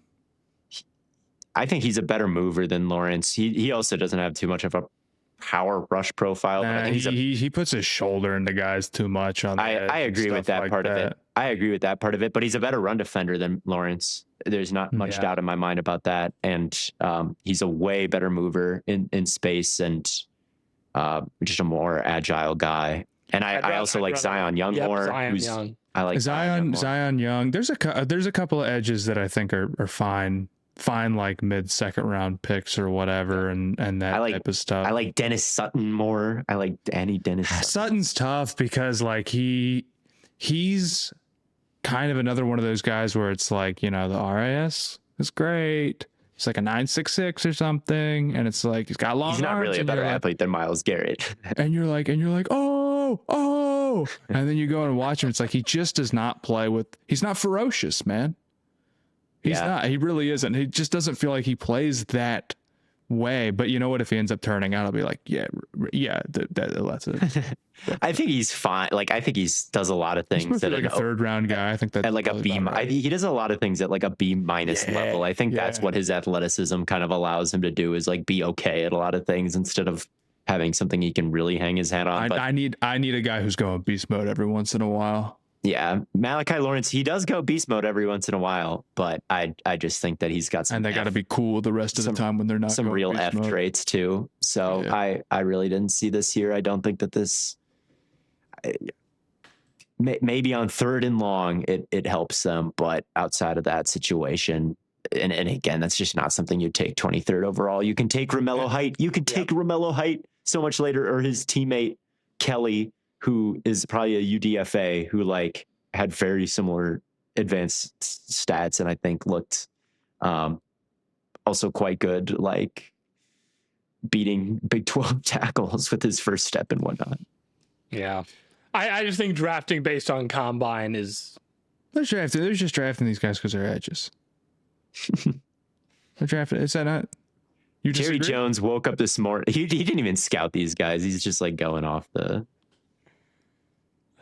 PFF grades. I'm so serious. I mean, we know these edge rushers have like massive red flags. We know it. We know Terrell is a nice player. Yep. He's got some limitations, but we know Terrell is nice, and he didn't get picked in the first round. Yep. Because Chris Johnson, we may think he's kind of normal for an NFL star, but like at least I can't like perceive any major weakness with Chris Johnson, the corner, or Omar Cooper has got massive. Even if George Pickens is here and gone in a year, take Omar Cooper. Like he's a better, more well-rounded player, I think, than Malachi Lawrence. So anyway, I'm X. X. Yeah, big red X. Followed by big green check mark for the Browns taking KC Concepcion, baby. Dude, look, I've said it before. Concepcion is like budget Tyson, right? Just the way he moves. He's very elastic, catching outside of his frame, even though he's got like the high drop rate. I kind of think he's another guy where I think the drop rate might not tell the full story because he does try some like crazy shit. And I think he's a Brown, and I can no longer trust your opinion on him. No. You were saying it before, but now I was saying it before. I like KC. I like KC a lot. You foresaw that he would be a Brown, and yeah, we never could trust you. That's so. We never could trust him the whole way. You could never trust me because I always saw this guy being in Cleveland in the orange and brown. KC, I think, is a guy that is worthy of a first-round draft pick. I'll say that. In and out of his breaks, I mean, just as a route runner, most important trait that there is. Can you get separation and be deceptive and just excel out of a turn? Yep. That's what you got to do. He is incredibly high level. His top end routes are super awesome. Comparing him to like Omar Cooper, that's the big thing that he's got on him. Yeah. The other thing that I love about KC, after the catch, he's really strong, and I love his ability to transition from catching the ball to running. And I do agree that bodes well for his overall catching profile when you can do that. I thought the number one thing I really noticed about him was he'd catch it and he would get hit and he would stay up and still be able to go and make a play. So it's not just somebody who's really jukey, but it's somebody who's got a little bit fuller of a profile. Is he as strong as Cooper? I don't think so. Not quite, but that's a high bar. So KC... There are different types of receivers too. Sometimes I think KC catches with poor technique. Sometimes he's sort of punt catching it when it's like the situation doesn't really call for it.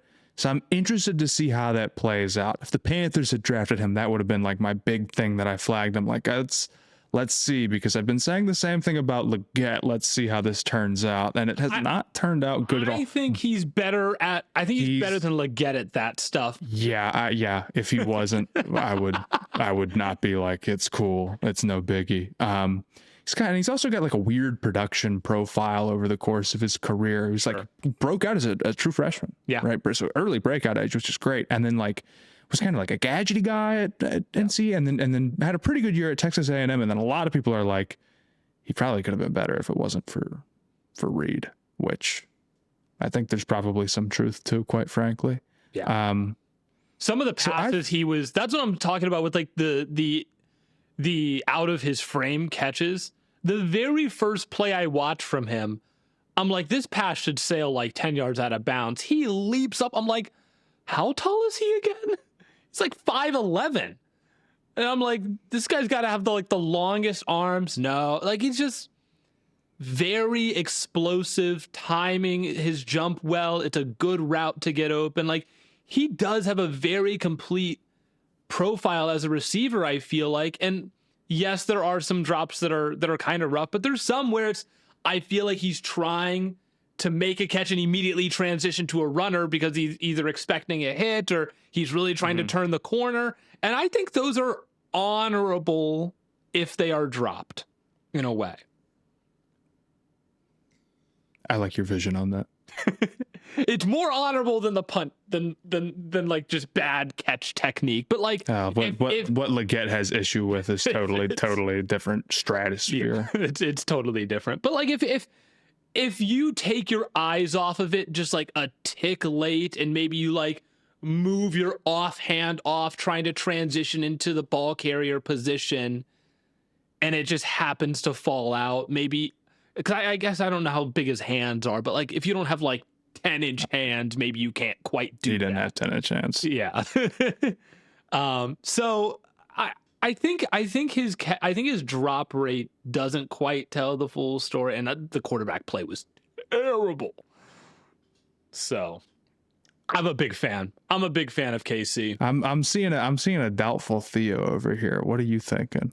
Giving this a big fat X. I like Denzel Boston more. Yeah, like you're too Omar Cooper Boston more. pilled, big dog. I'm Boston pilled. I think I'm intrigued by Casey. I think he's somebody that can maybe prove me wrong, but I just didn't think that I saw what I like to see from, like, I don't know, like the real top route runners across the league, like the mind games, the tempo, like the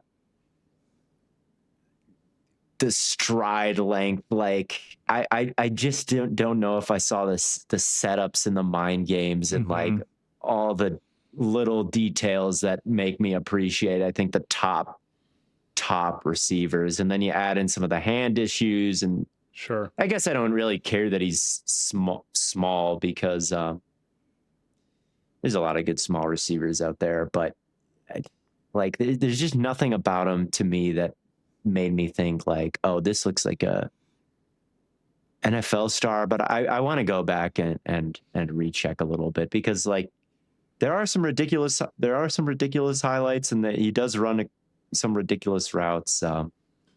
Maybe he's a little bit better than I'm giving him credit for.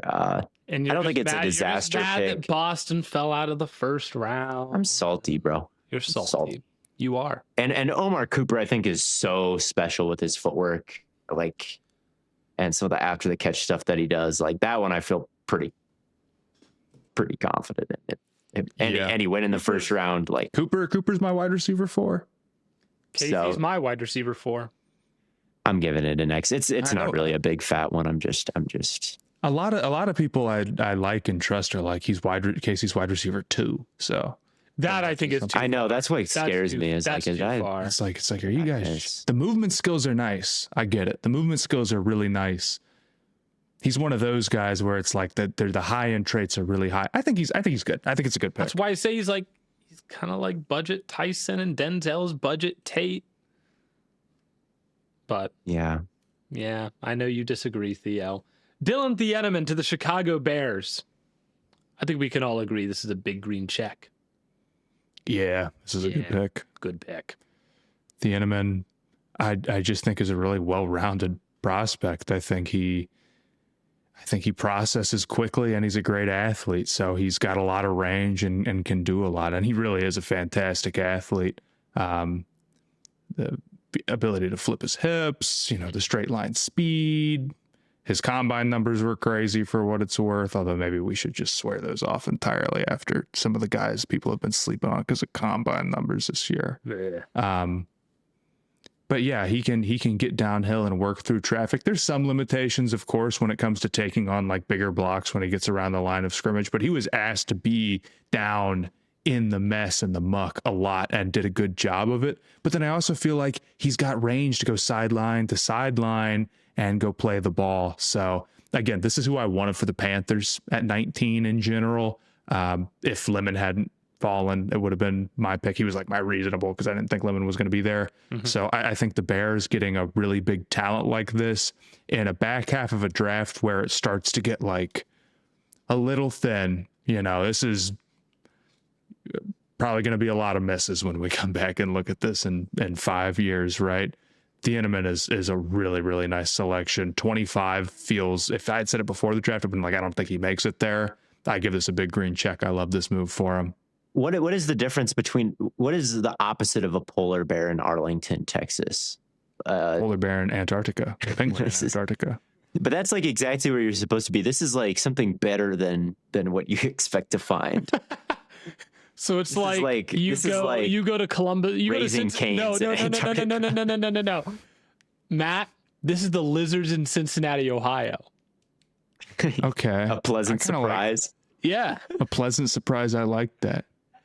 Yeah, I think in the sandwich like of that. Mesidor, Lawrence, Concepcion, Rutledge, Chris Johnson, Lomu, like Thieneman does kind of stand out as like Nice.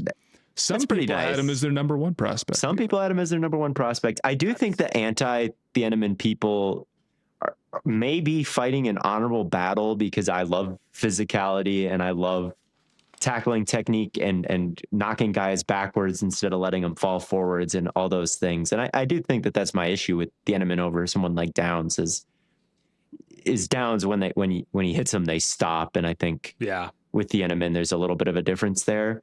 But I also think Thieneman just has the ball skills and the speed and the range to get a bunch of turnovers and make up for mistakes that he might make. Like and like you said, Matt, a lot of times they're playing like some sort of invert two, and he's the kind of the inside linebacker coming down to the box there. He's not playing the deep halves. He's kind of more in the mess. And so I didn't really see a lot of reason to be super low on him. And I think at 25, it's a good pick. My Bears fan, my best friend from childhood is a Bears fan, and he texted me a bit disappointed about the Thieneman and thought they should have just signed Byard back and drafted a guy like Colton Hood here or a corner because Byard has gotten so many picks over the course of his career and just wasn't very expensive. And this is just a position that maybe they didn't need to spend a first round pick on if they retain some talent in the building. And I understand that, but Byard's old and Thieneman's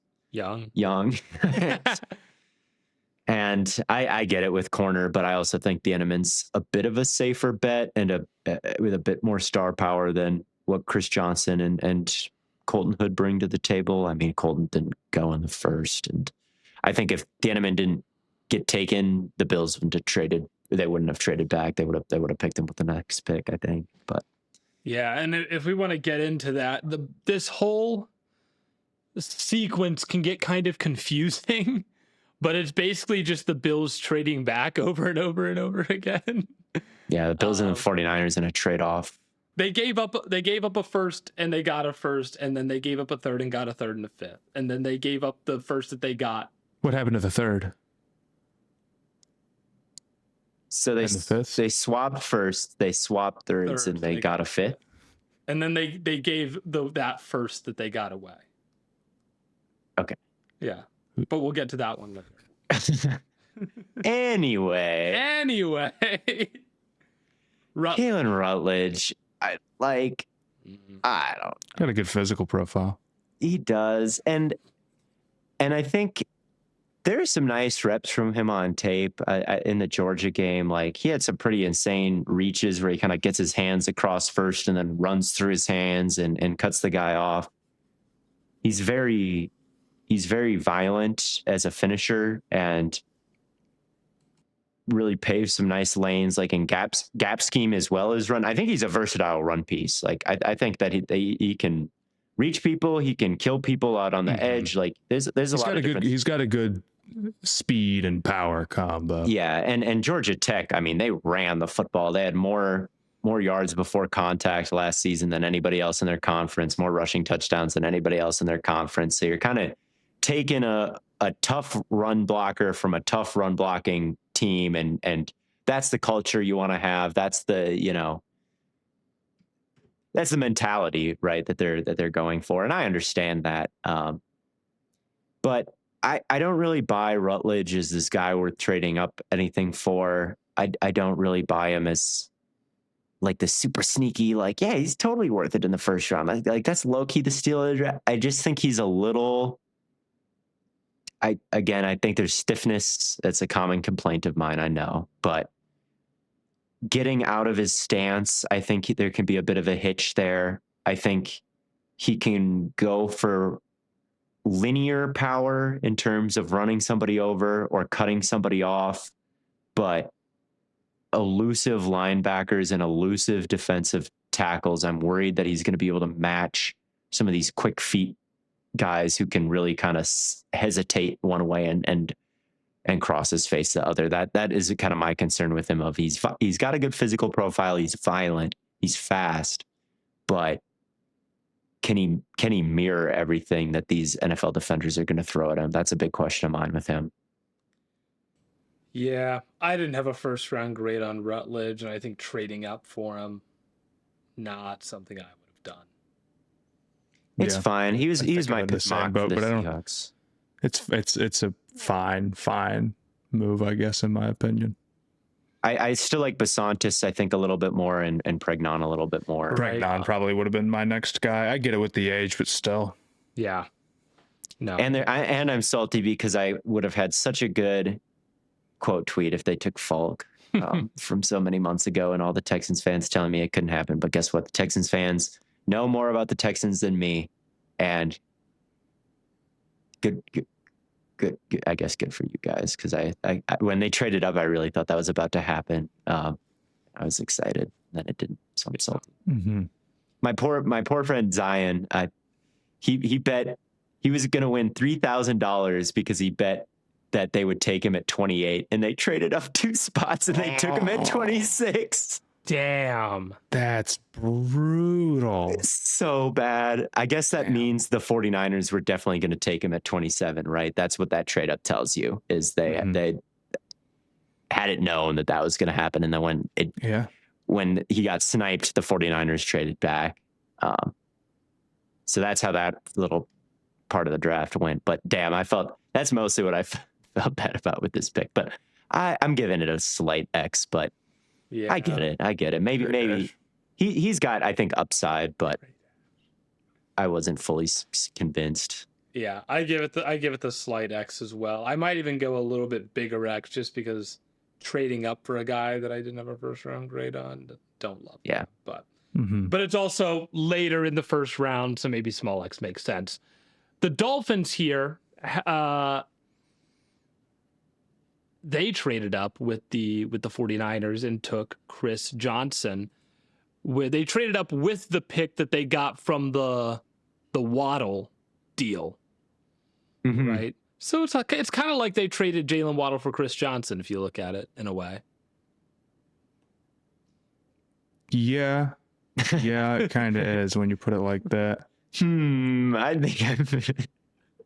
Does that change the way you feel about this pick?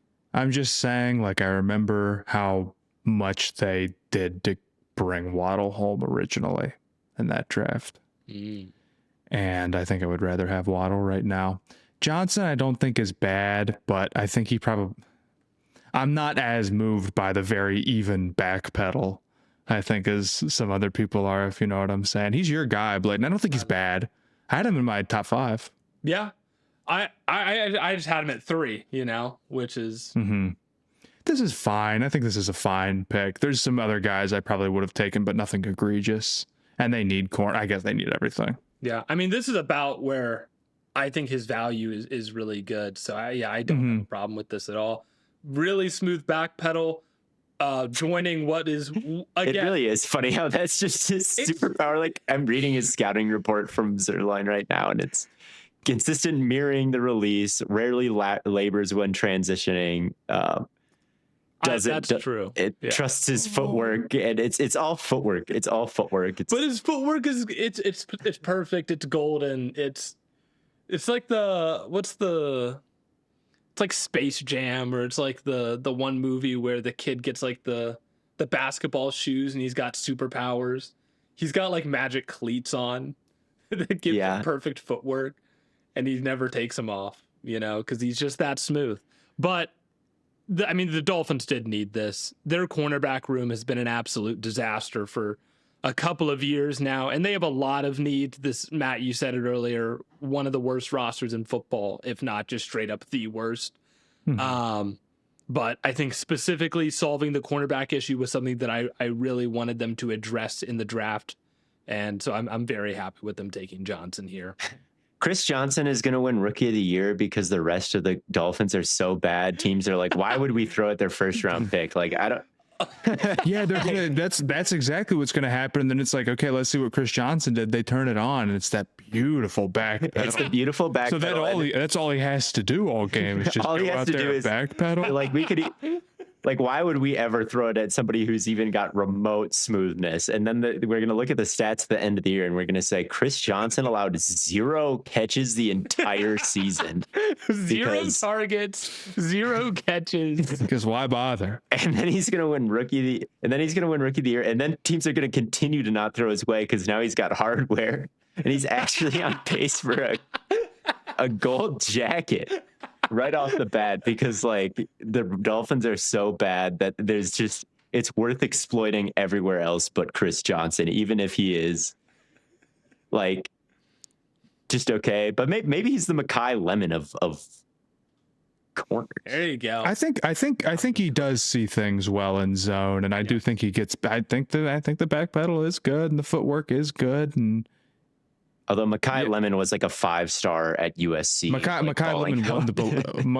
Lemon won the Biletnikoff in the Big Ten. Yeah, dude. Chris Johnson was playing at San Diego State. Absolutely zero disrespect. Very different. Very different. But like the transitions, not having any wasted time and like transitioning from a back pedal into into like the side run, into a speed turn, into a T-step, like being able to see things well in zone and transition well through your different movements allows you to kind of make up for not having like ridiculous long speed because you can just time things really well, which he is very good at.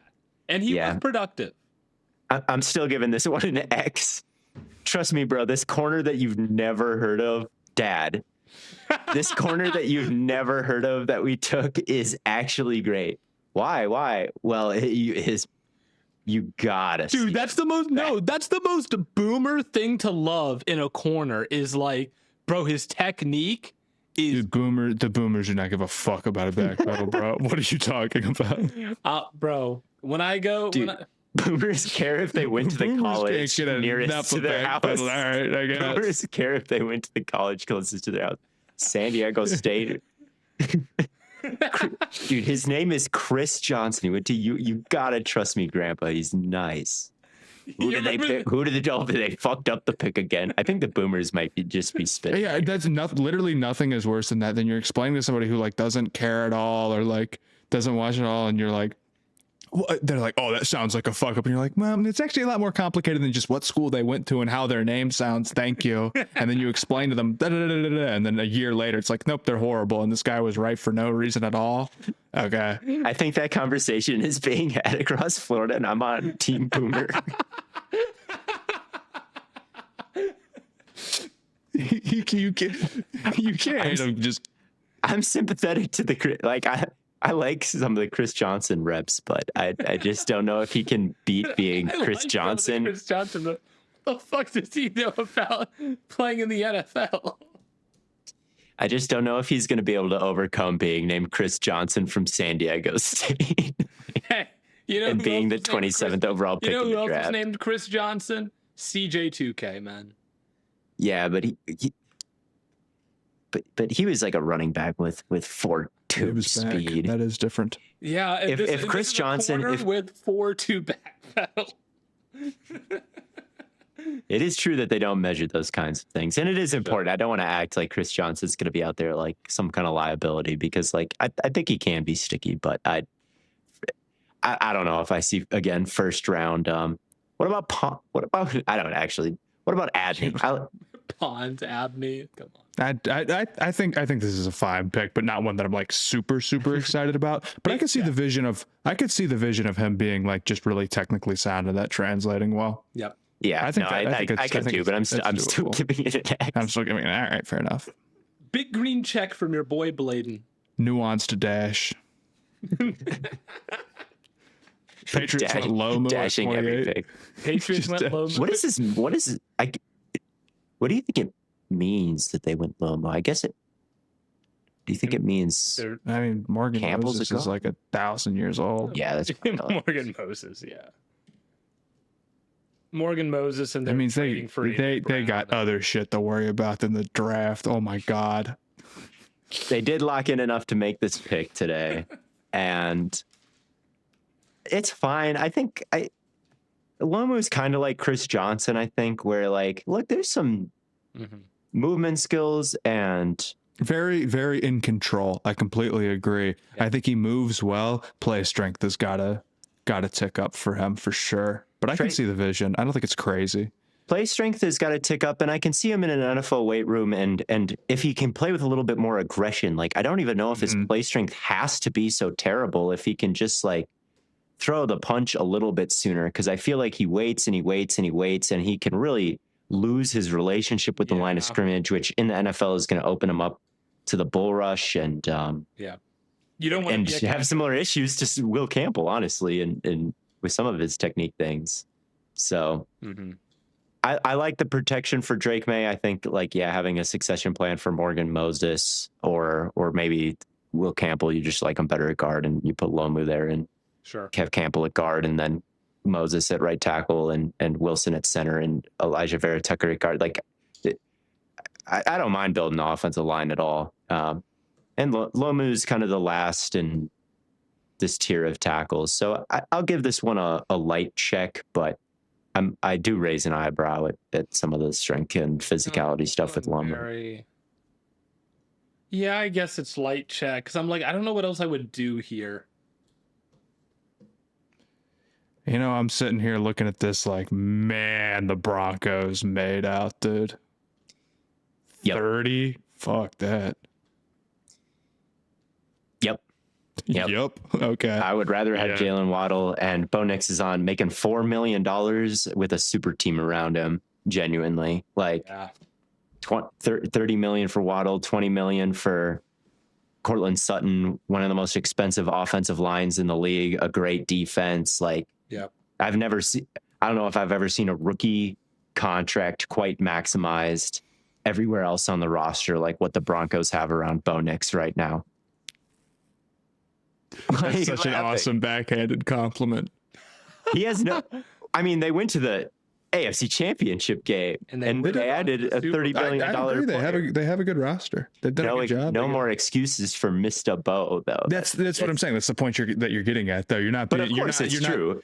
You could sit here and be like, the Broncos have a wonderful team, but you're saying like Bo Nix has the most help of all time. And there's some truth to it. Of all time. I mean, look at the. He's got a lot of help. Look at the Chargers pay scale with Herbert as this big, fat, greedy blob in the middle. And then look at Bo Nix, who's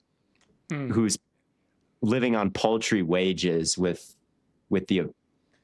so what you're saying is Herbert rounded greedy, pay scale. Bo Nix, generous, and a winner.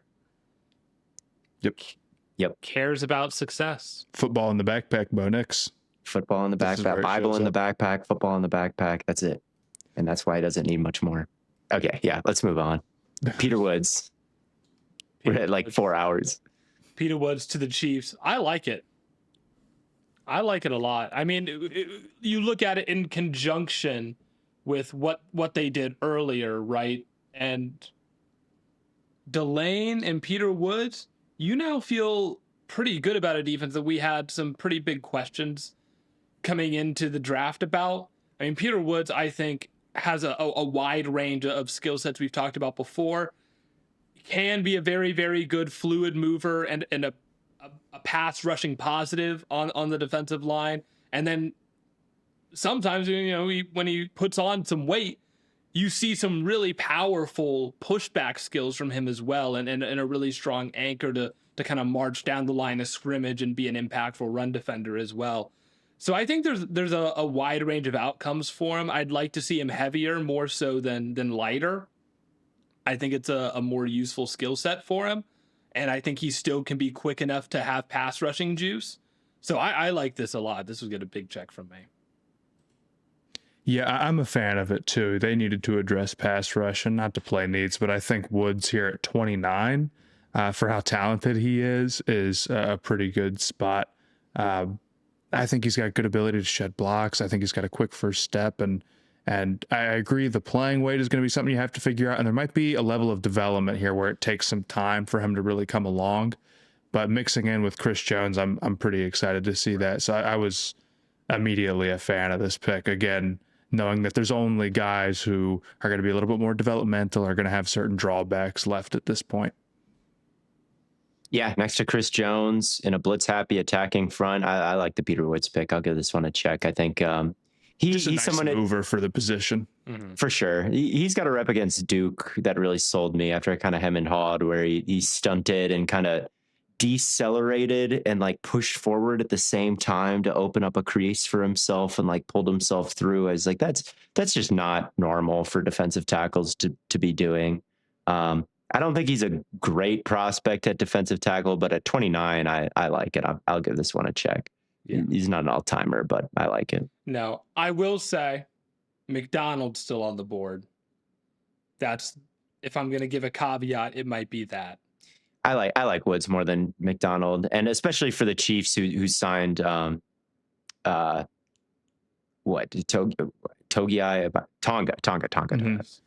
I feel like Tonga and Woods and Chris Jones complement each other maybe more than Caden McDonald would. I just think that Caden McDonald and Tonga are a little bit overlapping, whereas Woods is just he's a unique defensive tackle. There's not a lot of defensive tackles that are quite like him, I think. It's hard to find defensive tackles with pass rush chops, even if it's not a perfect profile. So he's my defensive tackle one, albeit really close with McDonald. But yeah, I like this. 30. The Jets New York did it. Jets. Omar Cooper. It's too bad about the first couple of picks, but I really, really love this one in terms of my overall grade for their class. It's Omar Cooper at 2. Honestly, I would have been down with Omar Cooper at 2. I would have thought that was beast mode and crazy. That would have been hilarious. I would have come on. That's just so crazy. It might work. And that's the type of thing that boomers has to do on there. Omar Cooper is great. I think getting Omar Cooper at 30 is totally great. Like, yeah, it really is. Not to rag on him, it's fantastic value. Cooper is somebody who is truly elite after the catch in multiple ways. Somebody who has really great contact balance. Looks a little running backy at times. Can really, his deceleration is crazy. There's times where he hits that stop move, and I mean, I don't know how you deal with it, but he's really shifty, I think, as a whole, but he's practical with the shiftiness, which you know how I feel about that. So when you're able to just hit the angles the right way and really hit a move on someone and balance that out, you're going to be as productive after the catch as he was last year. A little bit of an interesting profile in terms of the production, but I do like, even though I think an early breakout age is good, I do like a guy who you see consistent improvement from. Cooper was definitely that. I think he's talented enough to be a real threat as a route runner. I think it still might be a little bit of a work in progress, but I just thought he was a smooth mover who could create space against a lot of different guys on these short and intermediate routes. And his strength, I think, allows him to be physical. And, you know, he's a slot guy. I view him as a slot guy. He played in the slot a lot, but Indiana's offense was also looking for something really particular on the outside, and these sort of big body contested catch guys. Cooper just isn't going to be that specifically, but there might be more room for him to play outside at the next level. So my wide receiver 4, I think he's a guy who you want to get the ball to and who puts himself in a position to get the ball without you have to working too hard for it. I like it. Yeah, they did trade up. They gave away the 179th pick, and I'm down with it because I think it kind of saved their draft to get someone like Cooper. And you can say like, okay, now Sadiq is way more complimentary instead of the number 2 weapon for Geno Smith, which is what it seemed like he was going to be leaving the first round. It might still be that because they took him higher. You know? Yeah. So. Yeah, that's true. It'll be whoever's performing better in practice. Yeah, but he's a deep threat too, a little bit. Like, he's not completely just like, oh, screen. And no, I think some of his footwork, I've seen him run some crazy routes too, like feet that seem like they'll come down and then they don't come down. I don't know if he's the kind of functional route runner that like Jordan Tyson is or something like but that. you can tell he's got it. Yeah, but I'm interested to see what he could do in a situation that's not Indiana. He could sink, he could swim. It could be a little bit too much for him to be more than what he was, but maybe there's some more in there because he really is special after the catch. Mm-hmm. Yeah. He's my wide receiver 6, but I had 6 first-round grades on wide receivers, so. You're so brave for actually giving out first-round grades and not being like everyone's a second-rounder. You're a beast.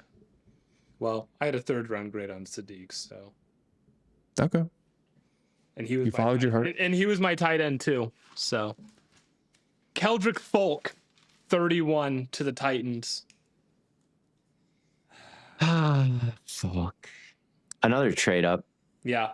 What'd they give up to do that?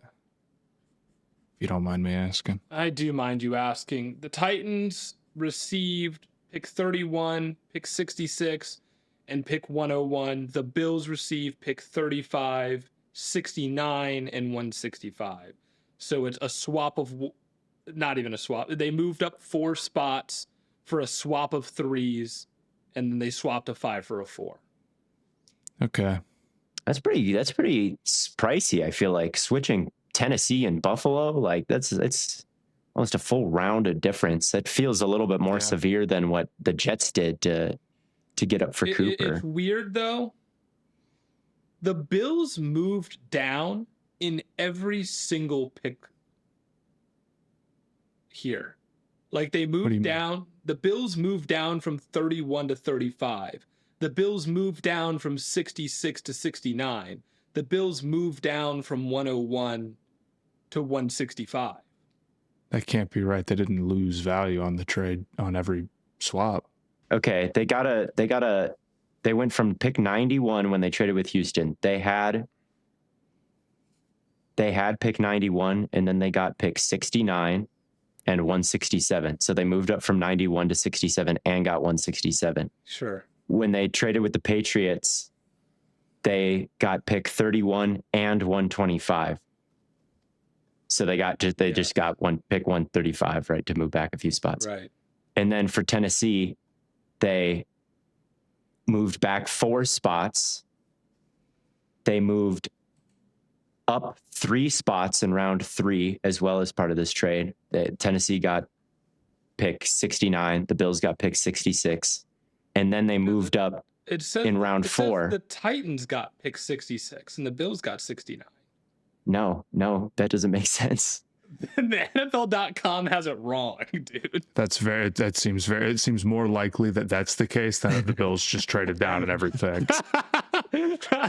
And then I'm screenshotting this, like I swear, like I'm not making. And then they also got pick 101 for pick 165. So I think for the Bills to do all that and just kind of chip away, and I think they're still kind of in a tier of prospect here where they can still grab someone just as good as Keldrick Folk or Jadarian Price or Caleb Lomu or Peter Woods. I think there's still guys like that on the board for them, and they still picked up all these kind of day 2 and day 3 picks. I like that for Buffalo, like we said.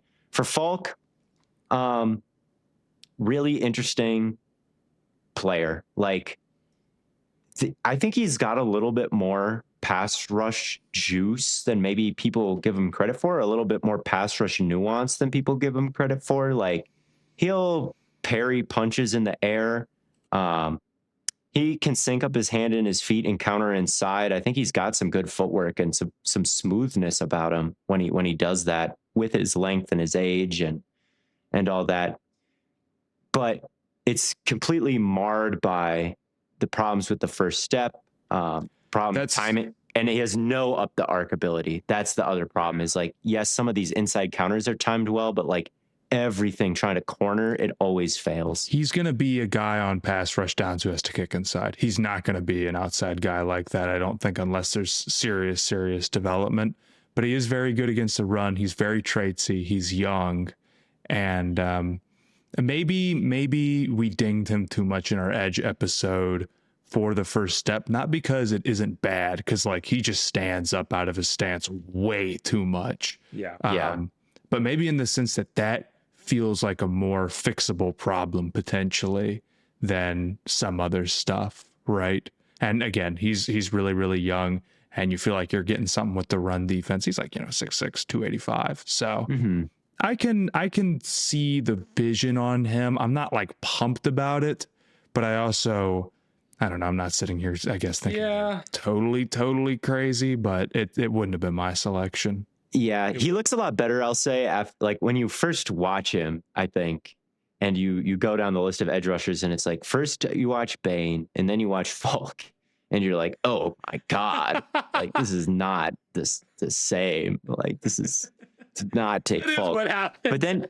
But then he goes and you watch Malachi Lawrence, and then you watch Falk, and then you're like, well, you could do worse, maybe. At least that's my opinion. And it starts to look a lot more acceptable. Whereas when I first saw him, I'm like, I'm not touching this guy with the first round pick. You see these edge rushers who like don't really have any run defense at all, and then you see a guy who's 280 in a class of guys who are like 250, and you're like, oh, he's got these really long arms and he can extend and anchor down and two gap.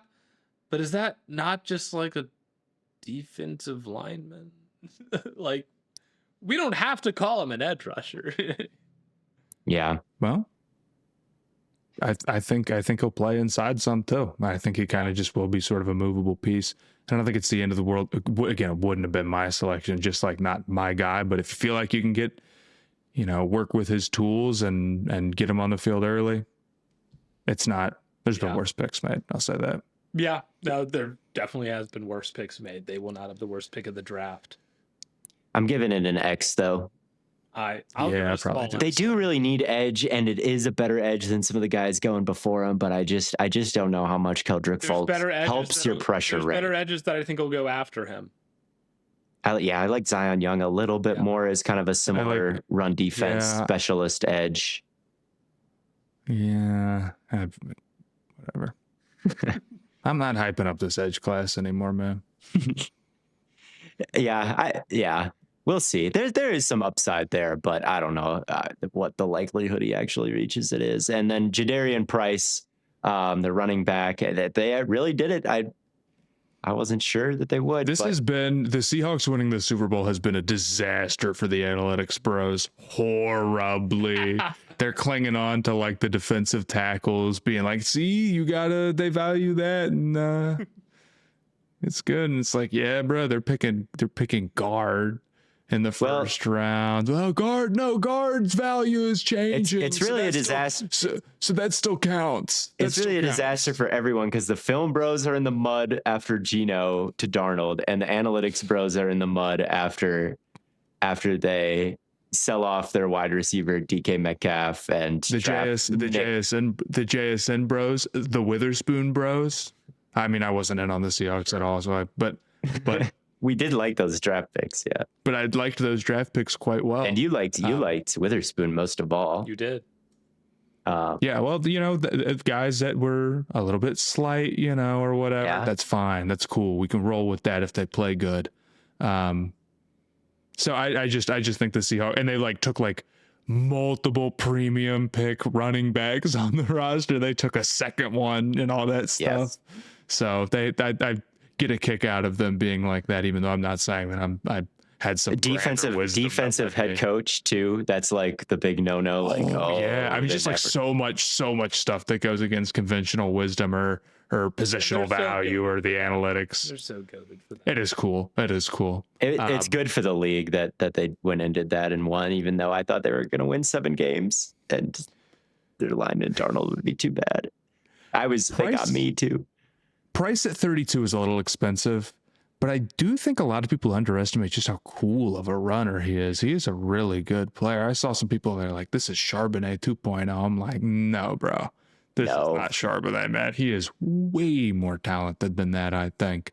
Charbonnet was always Najee Harris at best, I thought. He was always regular beans for sure. Yep. He's one of the most regular beans backs we've seen taken in the first 2 rounds. But with Price, I think he's got a good combination of burst and power. And his vision is really fantastic. That's what I like about him the most. Enough so where he can return kicks and do so incredibly well. He's liable for a house call. And while I don't think he has the top end speed that Love has, of course, that's a high bar. I think his vision and his ability to like make multiple big cuts through traffic is really impressive. So his highlight runs end up with him bouncing around a lot more than other guys can deal with. And I don't always love those type of guys who are super bouncy. I think there's a tendency to like, you'll have a guy like coming up from behind you, and those dudes, the only way they want to work anything is try to cut across them, right? Even though it's not really there or whatever. Price is not like that, though. He really makes the most of it and can string together these big cuts in a way that allows him to hit holes that are maybe opening up kind of outside of what you would figure his field of view would be, and allows him to like open those up and hit them and continue the run rather than saying, I'm going to make my big move and get a missed tackle force or whatever at the cost of me slowing myself down so much and killing my momentum that I'm going to get tackled by somebody else. So I think Price is just like a super talented, super shifty, powerful, great combination. Cool guy. He can put too much dip on his chips sometimes too, of course. Any running back like this can. He's had a major injury before. He didn't take on a huge workload because of Jeremiah Love. It's a little rich for me, but the upside with him as a runner is super, super, super real, I think. And the Seahawks betting on that, it's pricey. It is pricey, but I'm not totally against it. It's Jadarian pricey. Absolutely. I wish they didn't have Shaheed. I wish he was going to get to do the kick returns. No Shaheed. Let him do all the kick returns. Shaheed can do the punt returns, and Price can do the kick returns. Okay, that works. Yeah, fair split. I feel like I'd make Shaheed do both, but there's two. No, they put two kick returners back there. Yeah. Make the kicking team pick their poison. They want their special teams to be fire, I'm sure. Hey, it's like, I don't know, 80% of the game, something like that. I don't know. Something like that. But I Theo, what did you think? Theo, go ahead. Sorry. They don't have that many major needs. I'm still salty about the same players that I talked about before not being in the first round, but yeah. I think with Price,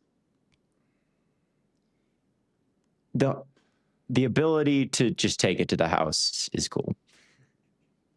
He's a real home run hitter in a way Charbonnet isn't. And Charbonnet is, you lose Kenneth Walker, you really need to get that guy back. And looking at just his profile and like the weight he's at and some of the fumbles and the injury history, he's torn his Achilles in the past. Like there's still a place for good old Charbonnet. Tore his Achilles to power out some yards. Like what, 2 years ago? Oh, years and years ago. Yeah, it's like, I'm cool, dude. He's fine. If he wanted, I think it's honorable. Like he could have gone somewhere else, been a starter, like the true number one, but he chose to stay at Notre Dame and share a backfield with Jeremiah Love and also do kick returns and stuff. Like, I like that. I think that makes him more draft worthy. Yeah. I'm just still sad about K9. I'm still sad about K9. I wish they just gave K9 some money. K9's going to go ball out with Patrick Mahomes. It's going to be okay. I probably would have personally just given K9 some money and done something else with this pick. But so I'm going to give it an X. I wonder if they're worried about, you can't do the Kenneth Walker thing again. Don't hold that against Jadarian, bro. I'm not holding it against Jadarian Price. I'm holding it against the Seahawks process with this offseason. Would you have drafted Jadarian Price? You were giving K9 $40 million. Drafted Jadarian Price. What about $30 million? What about what he made with the Chiefs? I would rather give what he made with the Chiefs. Nice try, though. All right, that's it. Goodbye. That's Yes. Yes, round one recap done. Thank you all for tuning in. We'll be back to recap the entire NFL draft in 2 parts after the weekend. Thank you all for tuning in, and as always, we will catch you on the flippity flop.